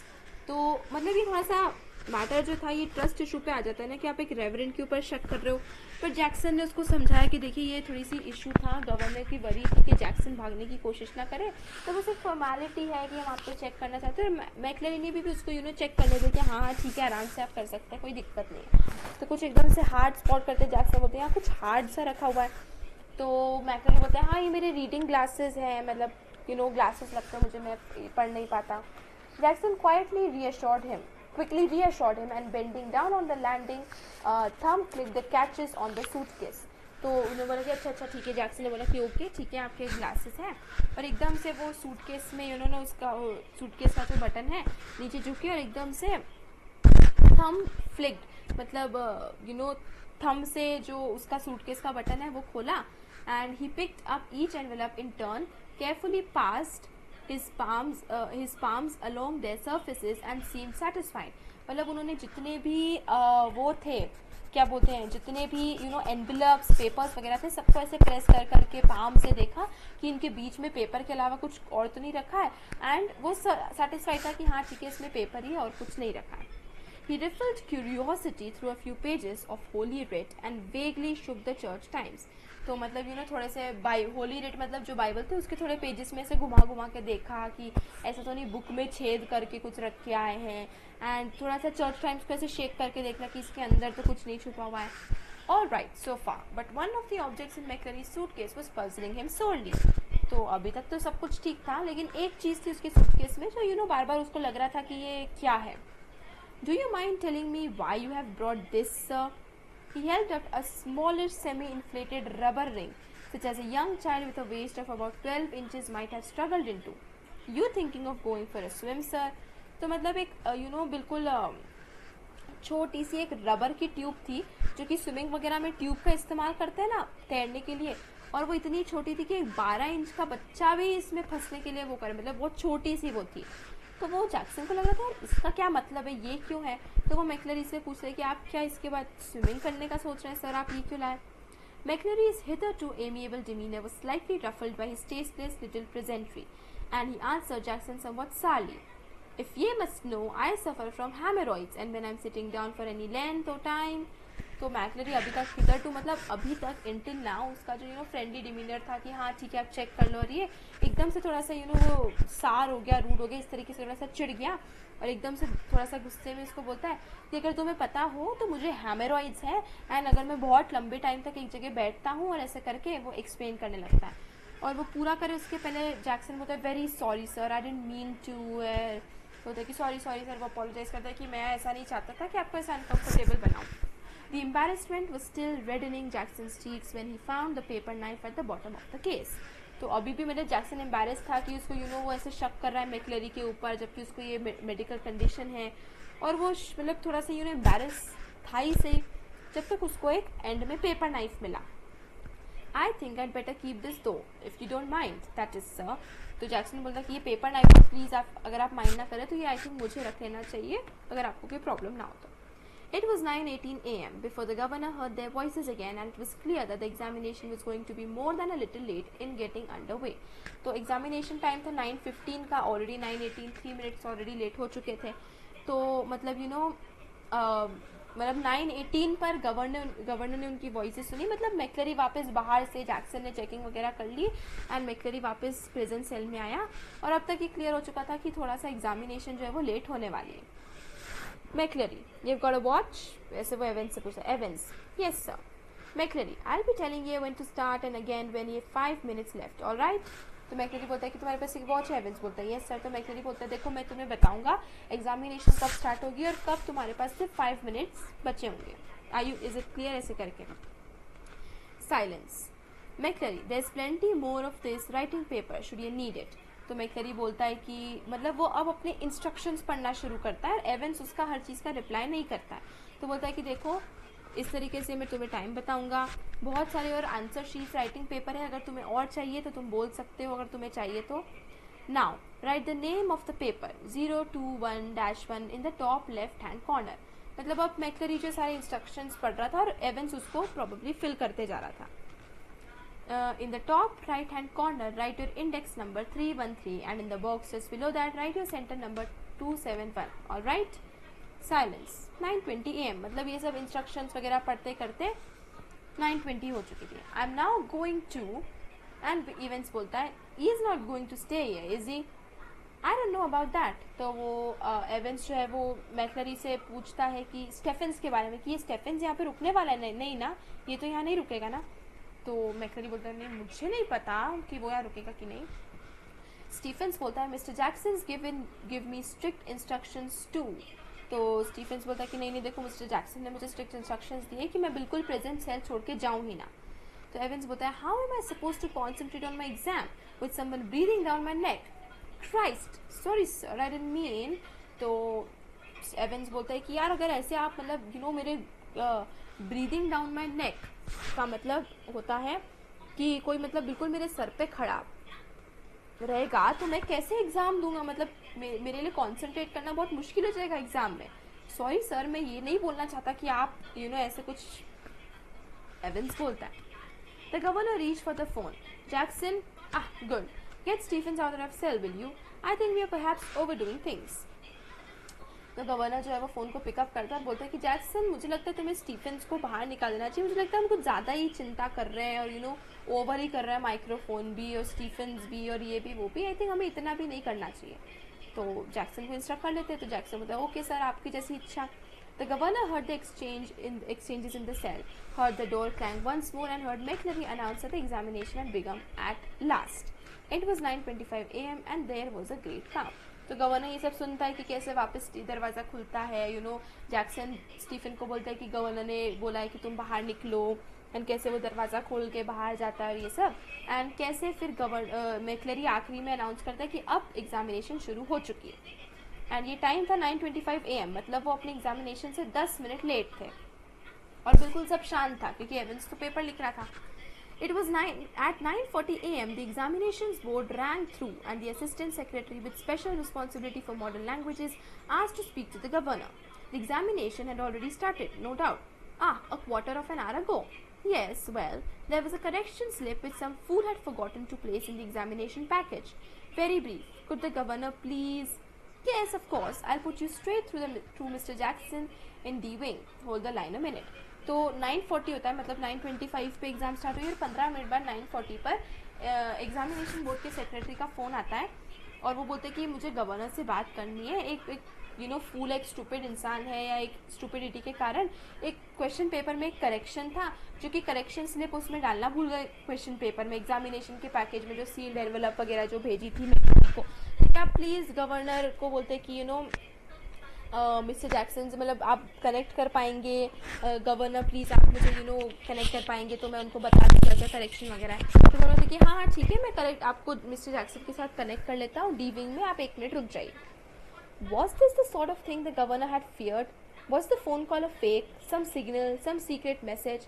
But he could check on that immediately. He dialed the number of the examinations board but heard only the staccato bleeps of a line engaged. But then the line was unengaged, wasn't it? Yes, not very intelligent, that. 2 minutes later, he heard some whispered communications in the cell. And then McLary's broad Scots voice. Broad Scots voice मतलब Scotland, Scots मतलब Scotland की voice. तो मतलब ये जो बात होती है कि सेक्रेटरी बोलते कि आप प्लीज़ उससे 1 मिनट बात करने दीजिए, जो इन्विजिलेटर है, थोड़ा सा करेक्शन करना है क्वेश्चन पेपर में। तो क्या ये वही चीज़ थी जो गवर्नर को डर था? मतलब ये कोई सिग्नल था कि एवेंस भागने वाला है, वो कुछ गड़बड़ करने वाला है, कुछ सीक्रेट मैसेज था? मतलब क्या था ये फ़ोन कॉल? एक्चुअल में था कि फेक था कि क्या था? लेकिन ये तो चेक किया जा सकता था ना। गवर्नर ने क्विकली वापस एग्जामिनेशन बोर्ड्स पे कॉल किया सेक्रेटरी को, लेकिन जब कॉल किया तो लाइन जो थी वो बीप बीप कर रही थी, मतलब वो बिजी थी। तो बिजी थी, बट ये बहुत इंटेलिजेंट बात तो नहीं है ना, मतलब बिजी थी इसका मतलब ज़रूरी तो नहीं कि उन्होंने गवर्नर को मतलब वो एक्चुअली में जो कॉल था वो ऑथेंटिक कॉल था, फेक भी हो सकता था।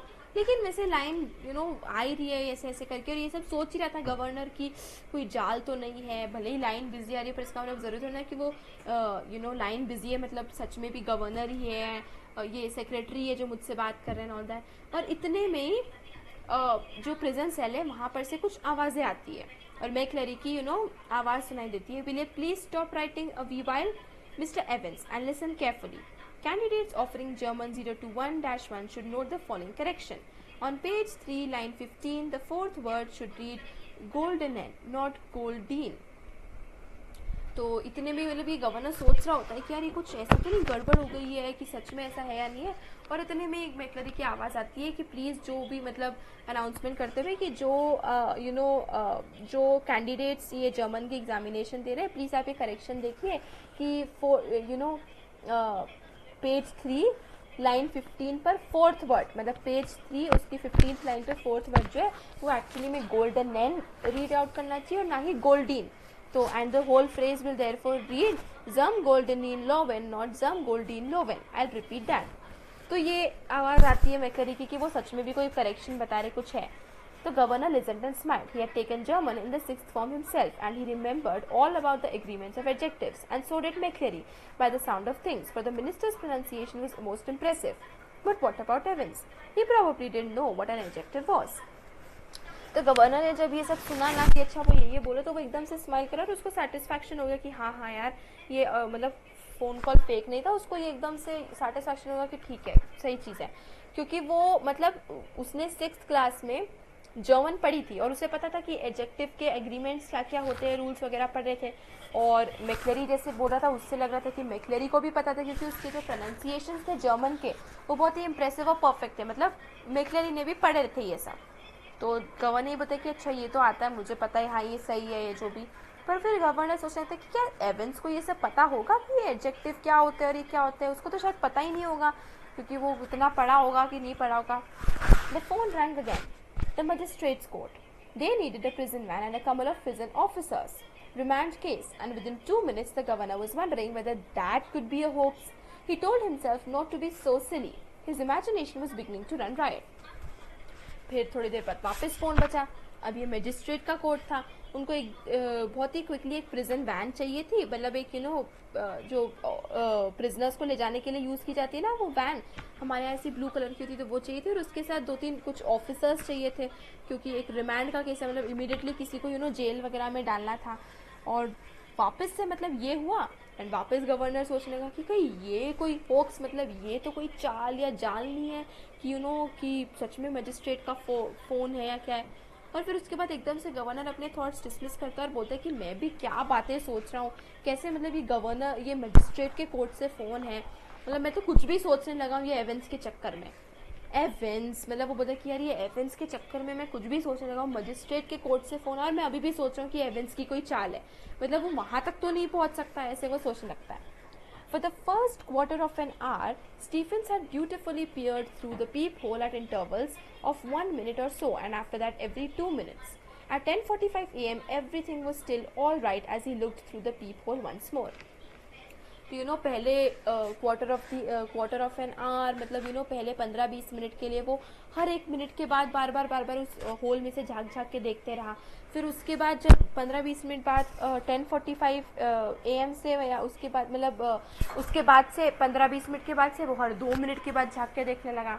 फिर 10:45 बजे के बाद से जब जब भी वो उसने देखा पीप होल से एक और बार, तो तब तक भी सब कुछ ठीक था। It took 4 or 5 seconds, no more. What was the point? It was always more or less the same. Evans, his pen between his lips, sat staring straight in front of him towards the door, seeking, it seemed, some sorely needed inspiration from somewhere. And opposite him, McCleary, seated slightly askew from the table now, his face in semi-profile, his hair, as Stephens had noticed earlier, amateurishly clipped pretty closely to the scalp, his eyes behind the pebble lenses, peering short-sightedly at the Church Times, his right index finger hooked beneath the narrow clerical collar, and the fingers of the left hand, the nails meticulously manicured, slowly stroking the short, black beard. तो मतलब अब बस एवेंस जब भी उसको देखता था तो अगेन सेम सीन, एवेंस जो था वो पेन को अपने दांतों में फंसाए और ऐसे बिल्कुल सीधा सीधा गेट की तरफ देखते रहता था, जैसे इसको कहीं से कुछ इंस्पिरेशन मिलेगी और फिर वो एकदम से लिखना शुरू करेगा। और बिल्कुल ऐसे स्टेयर करता हुआ, बस एक ही काम करता हुआ। और उसके सामने मैक्लेरी खड़ा था जो कि थोड़ा सा टेबल से दूर होके खड़ा हुआ था, बैठा था मतलब। एंड उसका फेस सेमी प्रोफाइल में, मतलब थोड़ा सा ही उसका फेस दिख रहा था, बहुत ज़्यादा नहीं दिख रहा था। और उसके बाल जो थे एकदम टाइटली, मतलब नीटली कोम्ड एंड क्लीन जो थे, उसकी स्कैल्प से लगे हुए अच्छे से बिल्कुल। एंड अमृतऋषि मतलब बिल्कुल ही ऐसे बच्चों जैसे, बिल्कुल ऐसे जैसे बोलते ना तेल से बिल्कुल चिपका के बाल ऐसे करके। एंड उसकी आंखें पेबल लेंसेस, मतलब चश्मे के पीछे उसकी आंखें छोटी छोटी। एंड वो मतलब चर्च टाइम्स पढ़ रहा था। एंड उसका एक हाथ जो था वो उसकी कॉलर के नीचे था, और दूसरे लेफ्ट हैंड के जो उंगलियां थी वो अपनी दाढ़ी को ऐसे ऐसे थोड़ा सा खुजाल रहे थे। और वो स्टीफेंस ने नोटिस किया कि उसके हाथ के जो नाखून है वो बहुत अच्छी तरीके से मैनिक्योर थे, प्रॉपरली शॉर्ट थे अच्छी तरीके से। तो मतलब स्टीफेंस जब भी देखता था उसको यही लगभग सीन हमेशा बार बार देखने को मिलता था हर मतलब उसमें।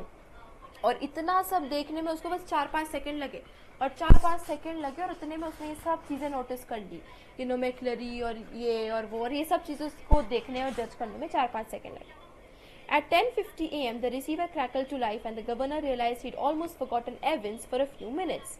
तो अभी तक तो सब शांत था, कोई आवाज़ नहीं थी, और एकदम 10:50 पे वापस से एक आवाज़ आई और गवर्नर एकदम भूल ही गया था कि यार एवेंस की एग्जाम भी थी, उस पर भी ध्यान रखते हैं, क्योंकि इतना शांत हो गया था, उसका माइंड इधर उधर चला गया. एवेंस बार बोलता है, please sir, a whisper, please sir, louder. Would you mind if I put a blanket around me shoulders, sir? It's a bit parkiness, isn't it? Silence. There's one on me bunk here, sir. Be quick about it. Silence. तो मतलब थोड़ी सी फिर से 10:50 के ऊपर 10:50 पर हलचल होती है कि एवेंस बोलता है, प्लीज़ सर, प्लीज़ मुझे एक चादर ओढ़ने दीजिए. देखिए सर, यहीं पर मेरे बंक के ऊपर ही चादर पड़ा है, यहाँ पे थोड़ा सा ठंड है, थोड़ी सी ठंड लग रही है, प्लीज़ आप चादर ओढ़ने दीजिए मुझे. तो मैकनली बोलता है, ठीक है, जल्दी से चादर ओढ़ो और चुपचाप बैठ जाओ. फिर सब साइलेंट हो जाता है, छोटी सी ये रफल होती है. 10:51 मतलब 1 मिनट बाद ही Stephens was more than a little surprised to see a grey regulation blanket draped round Evans' shoulders, and he frowned slightly and looked at the examinee more closely. But Evans, the pen still between his teeth, was staring just as vacantly as before, blankly beneath a blanket. Should Stephens report the slight irregularity? Anything at all fishy? Hadn't Jackson said? He looked through the peephole once again, and even as he did so, Evans pulled the dirty blanket more closely to himself. Was he planning a sudden Batman leap to suffocate McCreary in the blanket? Don't be daft. There was never any sun on this side of the prison, no heating either during the summer months, and it could get quite chilly in some of the cells. Stephen decided to revert to his earlier every minute observation. तो अब जैसे ही Stephen 10:51 1 minute बाद देखता है whole के through, तो उसको देखता है कि एवेंस जैसे चद्दर ओढ़ के बैठा हुआ है. तो एवेंस फिर सोचता, मतलब स्टीफन्स मन ही मन ये सब सोच रहा है कि यार ये कुछ गड़बड़ तो नहीं कर रहा है, एवेंस की कोई नई चाल तो नहीं है, वो ऐसे ब्लैंकेट अपने एकदम कस के ब्लैंकेट ओढ़ा हुआ है. क्या ये स्टीफन्स को, मतलब वो खुद ही सोचता है कि क्या मुझे जैक्सन को बताना चाहिए. मतलब स्टीफन्स होता है कि क्या स्टीफन्स को, मतलब ये ऑथर भी ऐसे, मतलब ये नैरेटिव है कि क्या स्टीफन को ये चीज़ जैक्सन को बताना चाहिए. जैक्सन मतलब बोला था कि छोटी सी भी कोई चीज़ हो तो उसको आके बताए. ऐसा तो नहीं कि एवेंस जो है वो ब्लैंकेट से मैकलरी का दम घुटने की कोशिश कर रहा है. फिर वो ये सोचने लगते कि यार क्या पता, वैसे ये प्रिजन सेल में ज़्यादा धूप और वो तो आती नहीं है, यहाँ पे थोड़ा ठंडा तो रहता ही है, तो मतलब ब्लैंकेट ओढ़ना गलत भी नहीं है. तो फिर इतना सब वो चल रहा था. तो स्टीफन ने देखी यार मैं भी कुछ भी, मतलब डोंट बी डाफ्ट, मतलब सिली सी बात, पागल जैसी बातें, क्या मतलब एवेंस गला घोट रहा है, मैं कुछ भी सोच रहा है. और फिर स्टीफन ने डिसाइड किया कि वो वापस से मतलब अपने हर एक 2-2 मिनट में ऑब्जर्व करने पे चले गए. मतलब उसने सोचा कि यार इतनी सी बात क्या बताना, ये तो कुछ भी फालतू सी बात है, मैं ही ज़्यादा इसको सोच रहा हूँ. और उसने सोचा कि हर मिनट वो ऑब्जर्वेशन वापस शुरू करें. At 12:20 a.m., the receiver once more crackled across the silence of the governor's office, and McCreary informed Evans that only 5 minutes remained. The examination was almost over now, but something still gnawed away quietly in the governor's mind. He reached for the phone once more. तो वापस से अब 11:20 a.m. हो गया, अभी तक सब शांत था. तो 11:20 a.m. पे मैकलरी की आवाज़ आती, क्योंकि एग्जामिनेशन 9:25 पे शुरू हुई थी. तो मैकलरी की आवाज़ आती है और वो इन्फॉर्म करता है एवेंस को कि अब एग्जामिनेशन ख़त्म होने में सिर्फ 5 मिनट बचे हैं. अब बस एग्जामिनेशन ख़त्म होने वाली थी, सब कुछ 2-5 मिनट बचे थे, लेकिन अभी भी something still nod away quietly. मतलब अभी भी गवर्नर के दिमाग में कुछ ना कुछ तो था, कुछ ना कुछ चीज़ होती जो उसको बार बार परेशान कर रही थी, या कुछ तो उसके हेड में अभी भी कुछ बोल रहा था. तो वो एक बार और फ़ोन के लिए जाता है, मतलब डायल करता है किसी को. At 11:22 a.m., Jackson shouted along the corridor to Stephens. The governor wanted to speak with him. तो गवर्नर जो है वो फ़ोन उठाता है और वो जैक्सन को फ़ोन करता है. जैक्सन 2 मिनट बाद ही स्टीफन्स को बुलाता है कि गवर्नर को तुमसे बात करनी है. Hurry, man! Stephens picked up the phone apprehensively and listened to the rapidly spoken orders.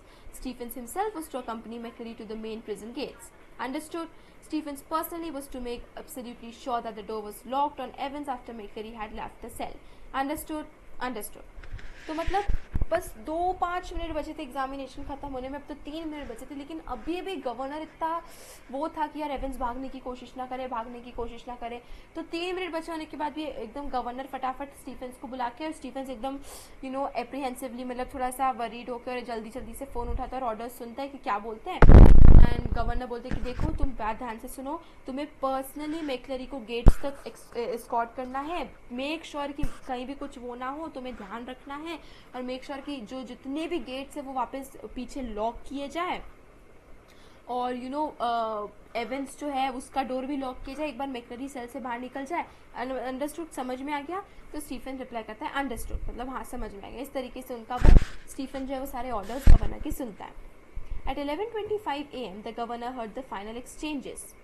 तो बस 11:25 एग्जामिनेशन टाइम खत्म और फाइनल एक्सचेंजेस मतलब मैक्लरी बोलता है stop writing please, silence, put your sheets in order and see they are correctly numbered, silence, scraping of chairs and tables, thank you very much sir. तो मतलब सब बिल्कुल आप देखो कितनी परफेक्ट लिखना है। मैक्लरी बताए आप लिखना बंद करो, आपके जो पेपर है देखो कि अच्छे से आपने नंबर करें और वो करेक्ट ऑर्डर में है। फिर ये सब करने के बाद थोड़ी देर साइलेंस के बाद फिर चेयर और टेबल खिसकने की आवाज़ आती है। तो इसका मतलब ये है कि एवेंस और ये लोग उठ रहे हैं, खड़े हो रहे हैं और एवेंस बोलता है थैंक यू सर। तो मैक्लरी बोलता है राइट वाज इट, मतलब सब कुछ ठीक था ना? तो एवेंस बोलता है हाँ अच्छा था, नॉट टू बैड। मैक्लरी बोलता है गुड मिस्टर स्टीवेंस। तो अब मैक्लरी बोलता है कि हाँ अच्छी बात है चलो। और फिर वो एकदम से वो मिस्टर स्टीफेंस को आवाज़ लगाता है। The governor heard the door clank for the last time, the examination was over. मतलब ये बार बार इसलिए हर मिनट का बोल और इतनी कॉन्वर्जेशन दे रही क्योंकि कितना गवर्नर जो था वो कितना एंग्शियस था। उसे बार बार लग रहा था कि यार कुछ गड़बड़ ना हो जाए। वो हर चीज़ इतनी उससे केयरफुली सब कर रहा था। अभी तक तो सब प्लान के हिसाब से जा रहा था। एंड गवर्नर आखिरी बार जो प्रिजन डोर है उसके खुलने और बंद होने की आवाज़ सुनता और फाइनली एग्जामिनेशन खत्म हो चुकी थी। How did he get on do you think? Asked Stephen as he walked beside McLeary on the main gates. To the main gates. अब स्टीफन कहता है कि आपको क्या लगा उसने कैसे परफॉर्म किया? तो मैक्लरी बताओ I can not think he is distinguished himself, I am afraid. तो वो अपने स्कॉटिश एक्सेंट में बोलता है कि मुझे नहीं लगता कि वो पास हो पाएगा, मतलब पता नहीं। और his Scots accent seemed broader than ever and his long black overcoat reaching almost to his knees fostered the illusion that he had suddenly grown slimmer. तो अब जब देखते हैं मतलब उसका अब जो स्कॉट एक्सेंट है थोड़ा सा और मतलब वो लग रहा था ब्रॉडर, मतलब ज़्यादा ओवर टॉप लग रहा था। एंड उसके जो ब्लैक ओवर कोट भी लग रहा था, ऐसा लग रहा था कि एकदम से उसके ऊपर बहुत बड़ा हो गया। मतलब ऐसा लग रहा था कि जो गवर्नर है मतलब जो मैक्लरी वो एकदम से थोड़ा सा छोटा हो गया, स्लिमर दुबला पतला हो गया, ओवर कोट उस पर बड़ा जैसे लगने लगा था। Stephens felt pleased that the governor had asked him and not Jackson to see McClary off the premises, and all in the all morning had gone pretty well.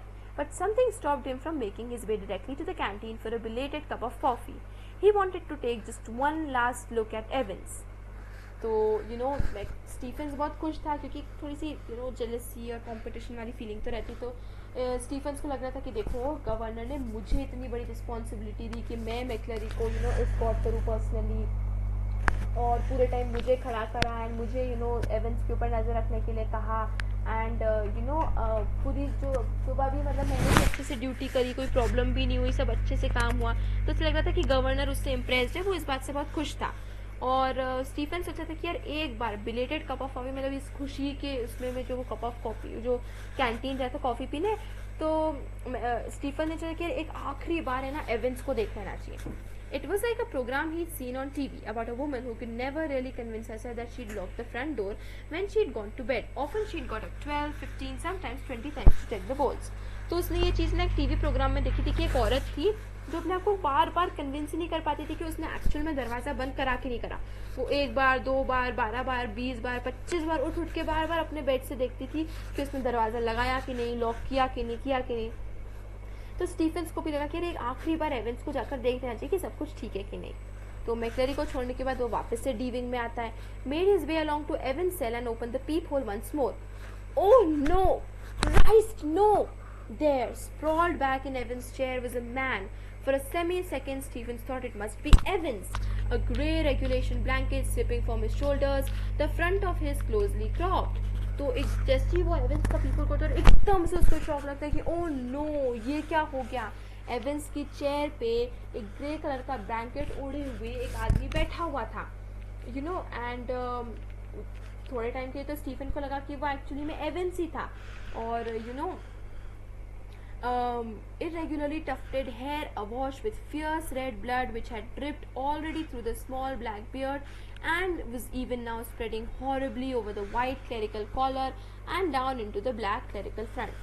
मतलब एकदम धीरे धीरे करके ब्लैंकेट जो है वो उसके जो उसने उड़ा हुआ था उससे स्लिप होते जा रहा था और पूरा हर जगह खून उसकी दाढ़ी और पूरा वाइट कलर का शर्ट और सब चीज़ों पे जो खून लगा था।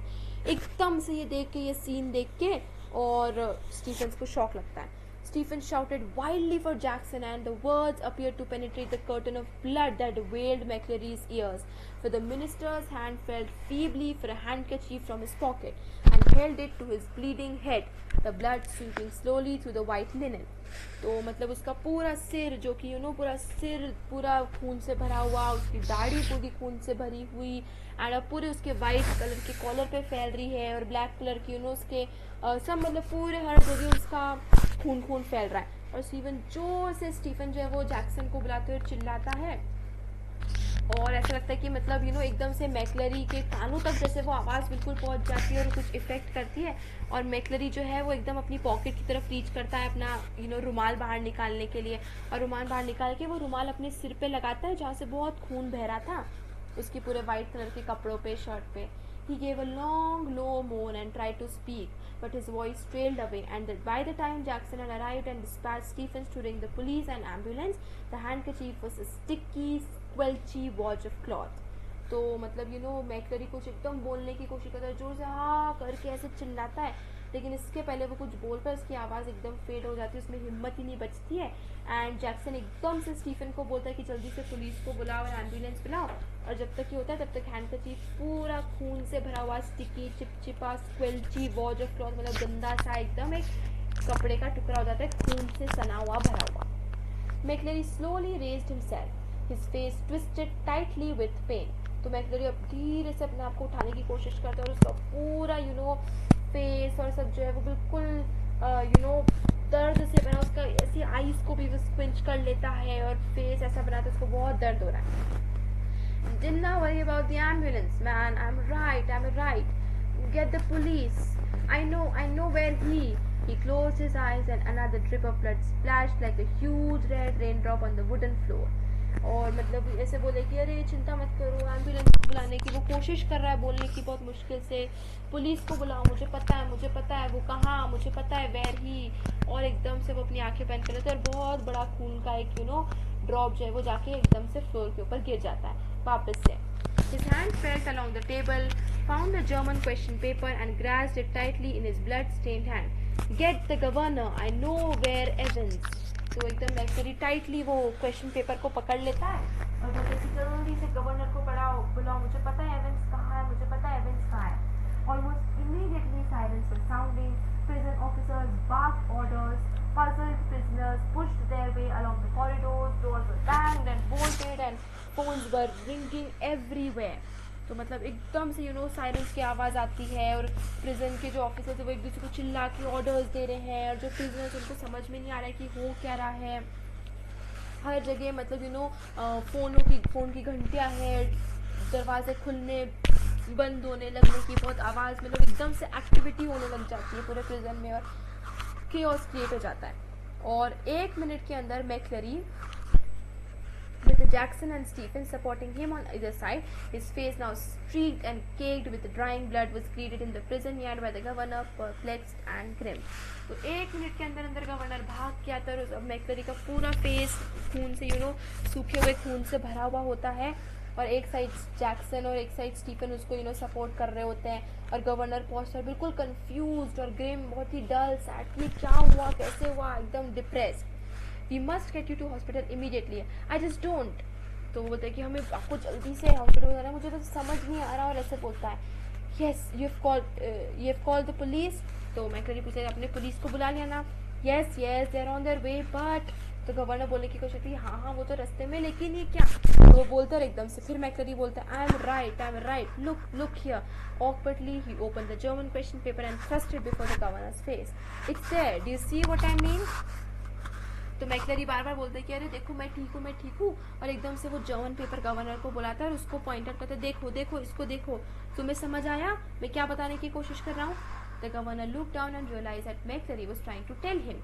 A photocopied sheet had been carefully and cleverly superimposed over the last originally blank page of the question paper. तो अब गवर्नर को समझ में आता है जो मैकलरी इसको बताने की कोशिश कर रहा था, कि एक पेज को फोटोकॉपी करके बहुत ही क्लेवरली, बहुत ही ध्यान से और केयरफुली एक ब्लैंक पेपर के ऊपर, मतलब क्वेश्चन पेपर का जो ब्लैंक पेज था उसके ऊपर बहुत ही केयरफुली और माइन्यूटली चिपकाया हुआ होता है फोटोकॉपीड sheet. You see what they have done, Governor? You see? His voice trailed off again as the governor, dredging the layers of long neglected learning, willed himself to translate the German text before him. तो देखो देखो governor समझ में आया कि ये क्या हुआ. मतलब किसी ने उस ब्लैंक जो क्वेश्चन पेपर था उसके ब्लैंक पेज के ऊपर बहुत ही ध्यान से एक दूसरी शीट चिपकाई हुई थी. तो अब गवर्नर उसको पढ़ता है और एकदम मैकलरी की आवाज़ फिर से धीरे धीरे करके फेड अवे होने लगती है और गवर्नर जो है वो जर्मन टेक्स्ट को ट्रांसलेट करने की कोशिश करता है. Dredging the layers of long neglected learning willed himself, मतलब बहुत साल पहले उसने जर्मन पढ़ी थी ना, तो अब उसके थ्रू बहुत ही मुश्किल से वो पढ़ने की कोशिश करता है. एंड ये पूरा यहाँ पे ये पैराग्राफ ले रहता है सी सोलेंडेम, उसका ट्रांसलेट करता है. You must follow the plan already something. The vital point in time is 3 minutes before the end of the examination, but something don't hit him too hard. Remember, he's a minister and don't overdo the Scots accent when. तो इस तरीके से पूरा message वो लिखा हुआ होता है जर्मन में. A fast approaching siren wailed to his crescendo. The great doors of the prison yard were pushed back and a white police car squealed to a jerky halt. एकदम जोर से बहुत ही तेज एकदम टर्न इस तरीके से सायरन की आवाज़ करते हुए फटाफट से क्रिसेंडो, मतलब एक टूल्स क्रिसेंडो, मतलब एकदम से आके रुकती है वैन जो है वो स्क्रीचिंग की आवाज़ आती है. एंड प्रिजन सेल के जो बड़े बड़े भारी तरह से वापस से उसको खोला जाता है और एक वाइट पुलिस कार जो एकदम से ऐसे एकदम से टें करके जब वो गाड़ी रुकती है तो कैसी स्क्वीलिंग आवाज़ आती है टायर्स की, तो वो एकदम से तेज़ भागती है, स्पीड में आती है, तो एकदम से ब्रेक लगाती है तो वो आवाज़ आती है. Detective Superintendent Carter swung himself out of the passenger seat and saluted the governor. What the hell's happening, sir? And turning to McClary, Christ, who's hit him? तो जो सुपरिटेंडेंट होते हैं पुलिस के, डिटेक्टिव सुपरिटेंडेंट कार्टर, वो एकदम से जोर से दरवाज़ा खोलते और वो गवर्नर को सैल्यूट करते बोलते कि क्या हुआ सर, ये हो क्या रहा है. और वो मैकलरी को देखते ये क्या हुआ, इसको किसने मारा. But McClary cut across whatever explanation the governor might have given. Elsfield way, officer, I know where Evans. तो जैसे ही गवर्नर कुछ बोले उसके पहले मैकलरी एकदम से कट करते हुए बोलता है कि ऑफिसर आप बाकी सब छोड़ो और मुझे पता है एवेंस कहाँ है, मुझे पता है. वो बहुत ज़ोर से हैवीली ब्रीथ कर रहा था, सांस लेने की कोशिश कर रहा था और कार के सपोर्ट में एकदम से ऐसे झुक के खड़ा हो गया जैसे उसमें हिम्मत नहीं है.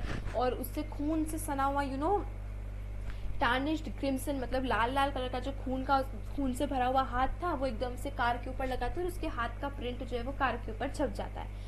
तो कार्टर जो था वो बहुत ही कंफ्यूज्ड और वो गवर्नर की तरफ देखता है गाइडेंस के लिए कुछ, कि गवर्नर उसको एक्सप्लेन करे कि वो क्या रहा है, क्या हुआ एकदम से. तो गवर्नर बोलते तुम अब इसको अपने साथ ले जाओ और अगर तुम्हें लगता है कि ये ठीक रहेगा, क्योंकि अगर तुम्हें लगता है कि इसको हॉस्पिटल से पहले ये एवेंस को पकड़ सकता है और ये अभी तक ठीक रहेगा, तो प्लीज़ तुम इसको साथ ले जाओ, क्योंकि सिर्फ इसको पता है कि क्या हो रहा है और किसी को कुछ नहीं पता है. गवर्नर ऐसा कार्टर को बोलते हैं. Carter opened the back door and helped McClary inside, and within a few seconds the car leaped away in a spurt of gravel. Carter पीछे के दरवाज़ा खोलते हैं और एकदम से भाग के वो मैकलरी को ले जाते हैं. Elsfield way, McClary had said, and there it was, staring up at the governor from the last few lines of the German text. From Elsfield way, drive to the Headington roundabout, where, yes, of course, the examination board was in Elsfield way, and someone from the board must have been involved in the escape plan from the very beginning. The question paper itself, the correction slip. तो governor की last line जो पढ़ने की कोशिश करती है उसमें लिखा हुआ था कि एल्सफील्ड वे से तुम हेजिंगटन की तरफ ड्राइव करना, जहाँ से तुम यहाँ जाना वहाँ जाना. तो गवर्नर को समझ आता कि हाँ बिल्कुल, क्योंकि एग्जामिनेशन बोर्ड जो था वो खुद ही एल्सफील्ड वे में सिचुएटेड था, तो ज़रूर एग्जामिनेशन बोर्ड से कोई ना कोई किसी न किसी ने एवेंस को भाग निकलने के लिए मदद की है. द गवर्नर टर्न टू, और क्योंकि खुद क्वेश्चन पेपर के ऊपर ही ऐसा प्रिंट किया हुआ था और जो करेक्शन स्लिप थी और ये सब चीज़ था, मतलब एग्जामिनेशन बोर्ड से कोई मिला हुआ था एवेंस के साथ. The governor turn to Jackson and Stephens. I don't need to tell you what's happened, do I? His voice sounded almost calm in its scathing contempt. तो गवर्नर बोलता है कि जैक्सन और स्टीफन को बोलते कि आई थिंक मुझे तुम्हें बताने की ज़रूरत नहीं है ना कि क्या हुआ. और उसकी आवाज़ बिल्कुल काम लगती है इतने सब इतने सब माहौल में. And which one of you two morons was it who took Evans for a nice little walk to the main gates and waved him bye bye? तो गवर्नर एकदम, क्योंकि वो फ्रस्ट्रेशन है, काम वॉइस तो है बट वो एक्चुअली उसकी फ्रस्ट्रेशन और एंगर है जिसको वो चिल्ला के नहीं बट उसकी काम वॉइस के थ्रू बोल रहा है. और तुम दोनों में से कौन वो मोरॉन्स मतलब गधे थे जो एवेंस को एक नाइस लिटिल वॉक के लिए मेन गेट्स तक ले गए और वहां से उसको बाय बाय कहा. इस तरीके से गवर्नर बोलते हैं. It was me sir, stammered Stephens. Just like you told me sir, I could have sworn. तो स्टीफेंस ऑफ कोर्स डरा हुआ है, वो एकदम इसे हिचकिचा के और हेजिटेट करते हुए बोलता है, स्टैमर करते हुए कि सर वो मैं था जैसे आपने बोला था, मैं तो वैसे ही. सर मैं कसम खा के बोल सकता हूँ कि सर ऐसा नहीं था और वैसा था. What? Just like I told you, you से व्हाट द हेल. गवर्नर बोलते कि अच्छा क्या, मतलब मैंने बिल्कुल जैसे मैंने तुम्हें बोला था तुमने वैसे करा, मतलब मैंने कहा था कि तुम एवेंस को बाहर ले जाओ. व्हाट द हेल, क्या बोल क्या रहे हो? When you rang sir and told me to. When was that? The governor's voice was a whiplash now. अब ये क्या हो गया? तो गवर्नर बोलता है कि क्या मैंने तुम्हें बोला था कि तुम एवेंस को बाहर ले जाओ, मैंने बोला था कि तुम उसको गेट से कंपनी करो. तो स्टीफन बोलता है यस सर, जब आपकी फोन की घंटी बजी आपने मुझे बुलाया. तो बोलता है कि वो कब था, ऐसा कब हुआ? और अब गवर्नर जोर से whiplash मतलब जोर से चिल्ला के बोला कि कब, मैंने ऐसा कब बोला? You know sir, about 11 just before. तो स्टीफन बोलेगा कि सर तब मतलब 11:20 के करीबन बिल्कुल एग्जामिनेशन खत्म होने के पहले. और इतने में गवर्नर क्विट कर बोलता है you blithering idiot man, it wasn't me who rang you, don't you realise? But what was the use? He had used the telephone at that time but only to try unsuccessfully once more to get through the examinations board. तो वो बोलता है कि अरे तुम बेवकूफ़, ब्लिथरिंग idiot मतलब ये बक बक करने वाले बेवकूफ़, वो मैं नहीं था, मैंने तुम्हें नहीं फ़ोन करा था, तुम्हें समझ नहीं आता? लेकिन क्या मतलब था? क्योंकि उसने उस समय पर मतलब गवर्नर ने उस समय पर एग्जामिनेशन बोर्ड को फ़ोन करने की कोशिश की थी लेकिन फ़ोन नहीं लगा. He shook his head in growing despair and turned on the senior prison officer. As for you, Jackson, how long have you been pretending you've got a brain, eh? Well, I'll tell you something, Jackson. Your skull's empty, absolutely empty. पर वो बोलता don't you realise, तुम्हें समझ में नहीं आता. और बोलते बोलते उसको ध्यान आता है कि उसने उसी टाइम पर एग्जामिनेशन बोर्ड को कॉल करने की कोशिश की थी लेकिन ऑफ कोर्स वो कनेक्ट नहीं हो पाया था. और ऐसे अपना सिर वो ऐसे हिलाता है बिल्कुल सैड और डिस्पेयर और गुस्से में. और वो फिर जैक्सन की तरफ मुझे बोलता है कि और तुम जैक्सन, तुम कब तक ऐसा नाटक करोगे कि तुम में दिमाग है, तुम बहुत होशियार हो. तुम्हें बता दूं और तुम्हें पता होना चाहिए कि तुम्हारा दिमाग, तुम्हारी खोपड़ी बिल्कुल खाली है, बिल्कुल खाली. It was Jackson who had spent 2 hours in Evan's cell the previous evening, and it was Jackson who had confidently reported that there was nothing hidden away there, nothing at all. And yet Evans had somehow managed to conceal not only a false beard, a pair of spectacles, a dog collar and all of the rest of his clerical paraphernalia, but also some sort of weapon with which he had given McClary such a terrible blow across the head. Arg! तो Jackson मतलब यही अब हो रहा है कि Jackson ने पिछले ही शाम को पूरे 2 घंटे तक एवेंस के सेल में बिताए, पूरा सर्च करा, सब कुछ करा. जैक्सन ने कंफर्म करा कि उसकी सेल में कुछ छुपा हुआ नहीं था. उसने सब चेक करा अच्छी तरीके से लेकिन फिर भी पता नहीं कैसे एवेंस ने सब कुछ छुपा लिया. एक नकली दाढ़ी, चश्मे, एक कोट, डॉग कॉलर वगैरह एंड बाकी सब उसके क्लेरिकल पैराफर्नेलिया, मतलब ये सब चीज़ें, ये जो भी चीज़ें उसने कैरी करी, ये सब चीज़ें. उसके अलावा उसने एक वेपन तक कैरी करा था और कहीं छुपा के रखा था जिससे उसने मैक्लरी के सर पे जोर से मारा. और जैक्सन भी बहुत गुस्से में था. A prison van backed alongside, but the governor made no immediate move. He looked down again at the last line of the German, to the Headington roundabout, where you go straight over and make your way to New Graben. New Graben? Where on earth? New something? New Grave? Never heard of it. तो एक prison van बिल्कुल पीछे एकदम आके रुकी लेकिन governor ने एकदम कुछ हिला नहीं, उस प्रिजन वैन में बैठा नहीं. और वो उसके लास्ट लाइन पे देख रहा है कि वहाँ से तुम हेजिंगटन से होते हुए तुम सीधे जाना न्यू ग्रेबन पर. तो गवर्नर सोचता है न्यू ग्रेबन ये कहाँ पर, ये तो कभी सुना ही नहीं.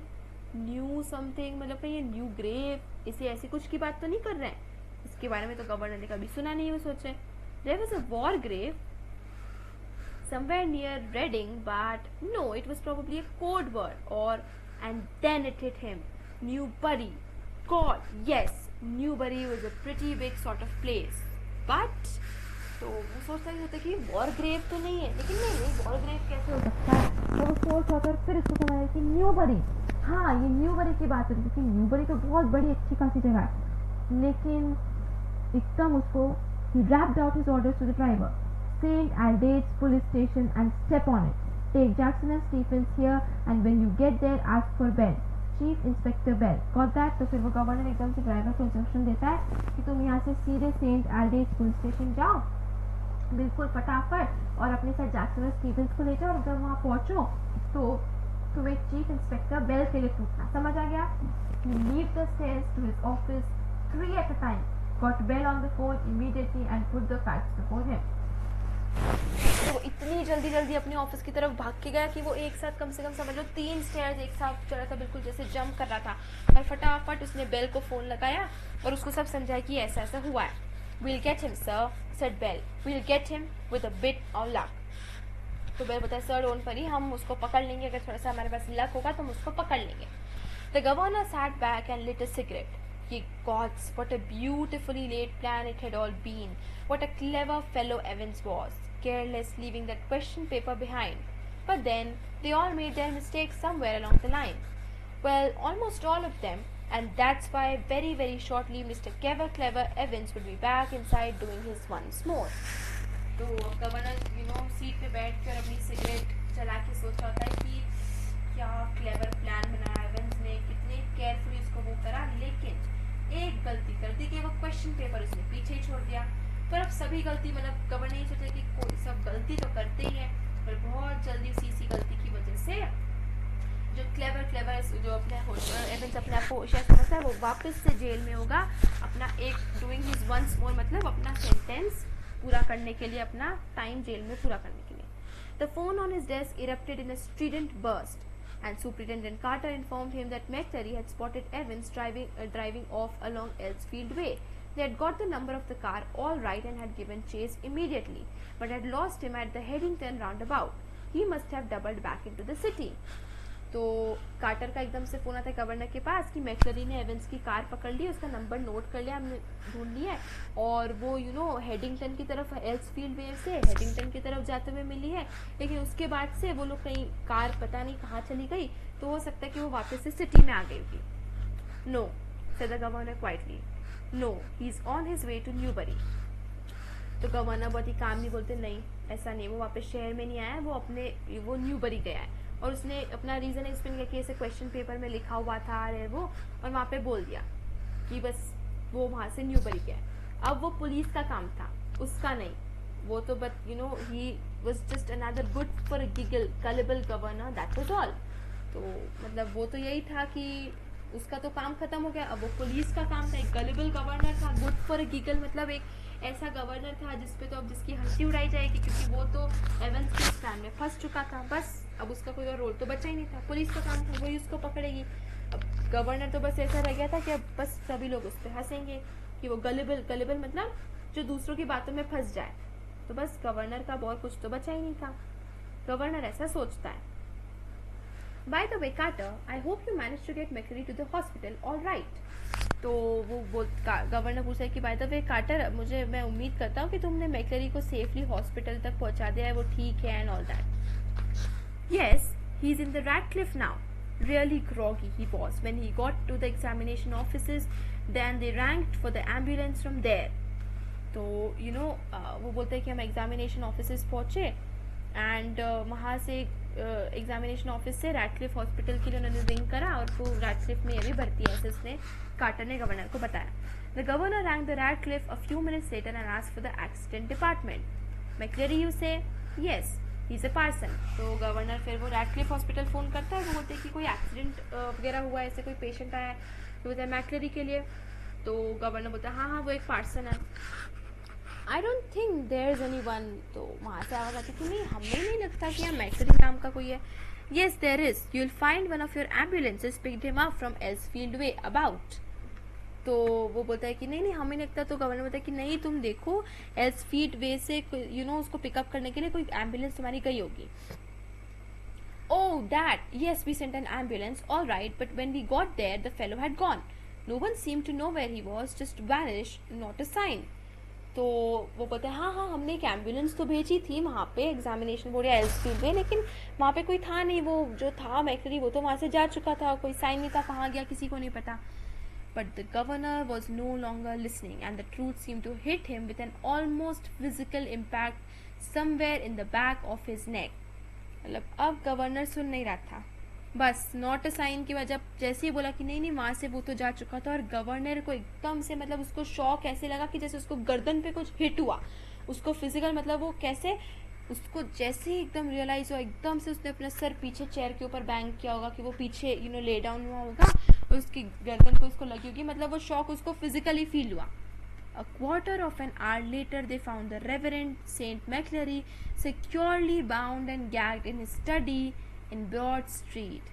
He'd been there, he said, since 8:15 a.m. when the two men had called, and this was a shock. Reverend St. McClary को उसके घर के वहाँ पे पूरा बांध के, सिक्योरली बाउंड एंड गैग्ड, मतलब उसके मुंह में भी सब रुमाल वगैरह या उसका मुंह वगैरह बंद करके अच्छी तरीके से उसको बांध के 8:15 AM से रखा हुआ था, सुबह से. Inquiries in Newbury throughout the afternoon produced nothing at all, and by tea time everyone in the prison knew what had happened. It had not been Evans impersonating McClary who had walked out. It had been Evans impersonating McClary who had stayed in. अब जाकर ये twist, what a twist in the story. अब सभी को समझ में आया था कि वो एक्चुअली में एवेंस नहीं था जो मैक्लरी बन के प्रिजन से बाहर गया स्टीफन के साथ, वो एक्चुअली में एवेंस था जो मैक्लरी बन के रुका हुआ था, जो एक्टिंग कर रहा था, उसके सर पे लग गई, खून बह रहा है, एक्चुअली में एवेंस वो था जो कि जेल में अंदर मैक्लरी बन के रुका हुआ था, ना कि वो जो मैक्लरी बन के बाहर गया. अब ये उनको समझ में आया कि ये क्या एक्चुअली एवेंस की चाल थी. The fish and chips were delicious, and after a gentle stroll round the center of Chipping Norton, Evans decided to return to the hotel and have an early night. A smart new hat concealed the wreckage of his closely cropped hair, and he kept it on as he walked up to the reception desk of the Golden Lion.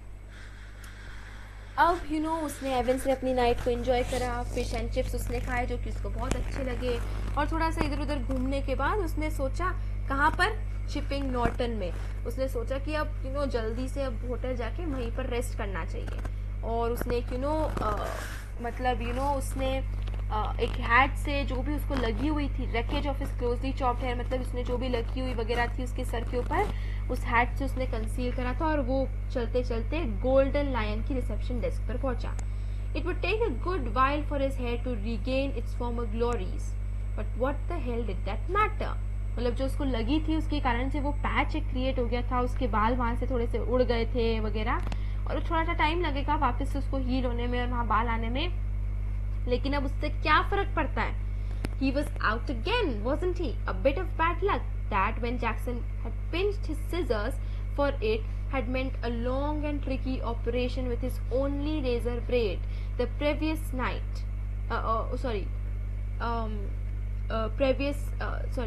Razor blade the previous night. But he'd had his good luck too. Just think, if Jackson had made him take his bobble hat off. Phew, that really had been a close call. Still, old Jackson wasn't such a bad fellow. मतलब उसकी वो hat में उसने सब कुछ छुपा रखा था, और उसको थोड़ा सा टाइम लगा, थोड़ा सा बैड लग और थोड़ा सा टाइम भी लगा कि जैक्सन ने उसकी सिजर्स वगैरह ले ली, और उसका मतलब था कि उसको अपने रेजर के साथ थोड़ा सा कुछ गड़बड़ वगैरह करनी पड़ी उसकी पिछले वाली रात को शेव करने से पहले. बट ये उसका गुड लक था कि जैक्सन ने उसको उसकी टोपी नहीं निकालनी थी. खैर आखिरकार जैक्सन इतना बुरा नहीं था. One of the worst things, funny really, had been the beard. He had always been allergic to sticking plaster. and even now his chin was irritatingly sore and red. Funny thing थी उसकी वो दाढ़ी, क्योंकि हमेशा से वो जो चिपकने वाली ग्लू होती थी जिससे अपन दाढ़ी वगैरह चिपकाते, वो उसको एलर्जिक था उसकी स्किन से, और अभी भी उसकी स्किन बिल्कुल लाल हो रही थी और बहुत ही इच कर रही थी, तो बहुत ही बुरी थी. तो वो एक फनी चीज़ और वो भी थी, ट्रेजेडिक थी, बट ठीक है. The receptionist wasn't the same girl who booked him in, but the change was definitely for the better. As he collected his key, he gave her his best smile, told her he wouldn't be bothering with breakfast, ordered the Daily Express, and asked for an early morning call at 6:45 a.m. Tomorrow was going to be another busy day. तो जिसने Jackson को, जिसने एवेंस को hotel की दी थी, उसका room वगैरह दिया था, तो वापस जब वो खा पी के रात को आया तो वो गर्ल चेंज हो गई थी रिसेप्शन पे. बट उससे क्या, वो तो अच्छी बात है, जितने कम लोगों को जितने जल्दी बदलेंगे उतना कम सस्पिशन उस पर रहेगा. तो उसने बोला कि उसको ब्रेकफास्ट वगैरह नहीं चाहिए, बस एक डेली एक्सप्रेस न्यूज़पेपर चाहिए 6:45 AM पे, और बस क्योंकि कल एक बहुत ही बिजी दिन होने वाला है. ही विसल सॉफ्टली, और उसने बहुत अच्छी सी एक स्माइल उसको रिसेप्शनिस्ट को दी और वो चला गया. और धीरे धीरे वो अपने आप पे ही गुनगुना था, और सीटी वगैरह बजा रहा था, और ब्रॉड स्टेयर्स की तरफ वो जैसे जैसे बढ़ा था. He sort of liked the idea of being dressed up as a minister, dog color and everything. Yes, it had been a jolly good idea for McCleary to wear 2 black fronts, 2 collars, but that top collar, phew, it had kept on slipping off the back stud, and there had been that one panicky moment when McCleary had only just got his hand up to his neck in time. तो मतलब जो Stephen देख रहा था कि उसकी right index finger उसके collar पे थी, वो एक्चुअली ये थी कि जो भी मैक्लरी बन के आया था उसने 2 कॉलर्स पहनी हुई थी, तो वो बार बार अपने हाथ से अपने कॉलर को एडजस्ट कर रहा था. एंड ये तो अच्छा हुआ कि मैक्लरी ने फटाफट अपने हाथ से वापस कॉलर को ऊपर कर लिया, वरना कोई उसको स्पोर्ट कर लेता. तो वह एक्चुअली वे मैक्लरी था जिसने वो सब 2 कॉलर वगैरह पहन के आया था, और इस तरीके से उसने स्नीक इन करी ये सब चीज़ें. They'd got that little problem worked out all right, तो मतलब ठीक है, थोड़ी प्रॉब्लम ज़रूर थी, बट वो हो गई. मतलब कि कॉलर स्टीफन्स के सामने कॉलर खुले, उससे पहले उसने वो सब कुछ टेक केयर कर लिया प्रॉब्लम का. A pen stuck in the mouth whenever the evil hide had appeared at the peephole. Easy, but all that fiddling about under the blanket with the black front and the stud at the back of the collar, that had been far more difficult than they'd ever bargained for. Everything else had gone beautifully smoothly though.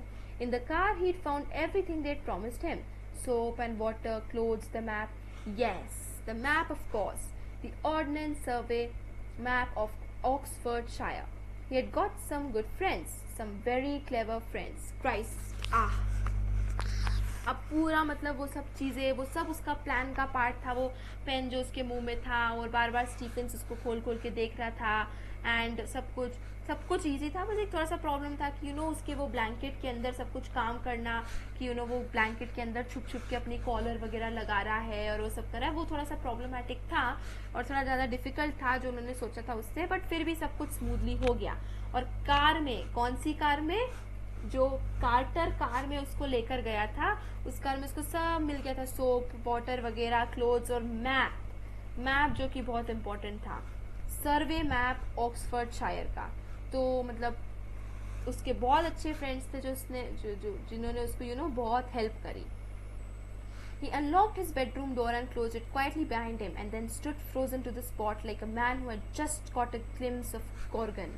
तो वो अपना ये सब सोचते plan का सोचते खुश होते थे कि कितने अच्छे से कब प्लान वगैरह काम करा, और ऐसा सोचते वो अपने दरवाजे, होटल रूम के दरवाजे को खोलता है, और एकदम से जैसे ही वो खोलता है तो एकदम से फ्रोजन शॉक में खड़े हो जाता है, जैसे कि उसने ग्लिम्स ऑफ गॉर्गन देखी थी.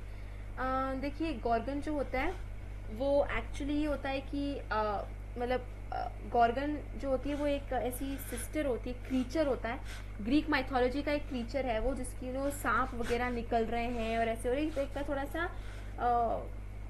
फियरी सा और अफ्रेडिंग सा, एक मतलब जिससे थोड़ा सा डर लगे, इस टाइप का एक गॉर्गन जो है वो क्रीचर होता है. तो ऐसा देख लिया वो एकदम से ऐसे.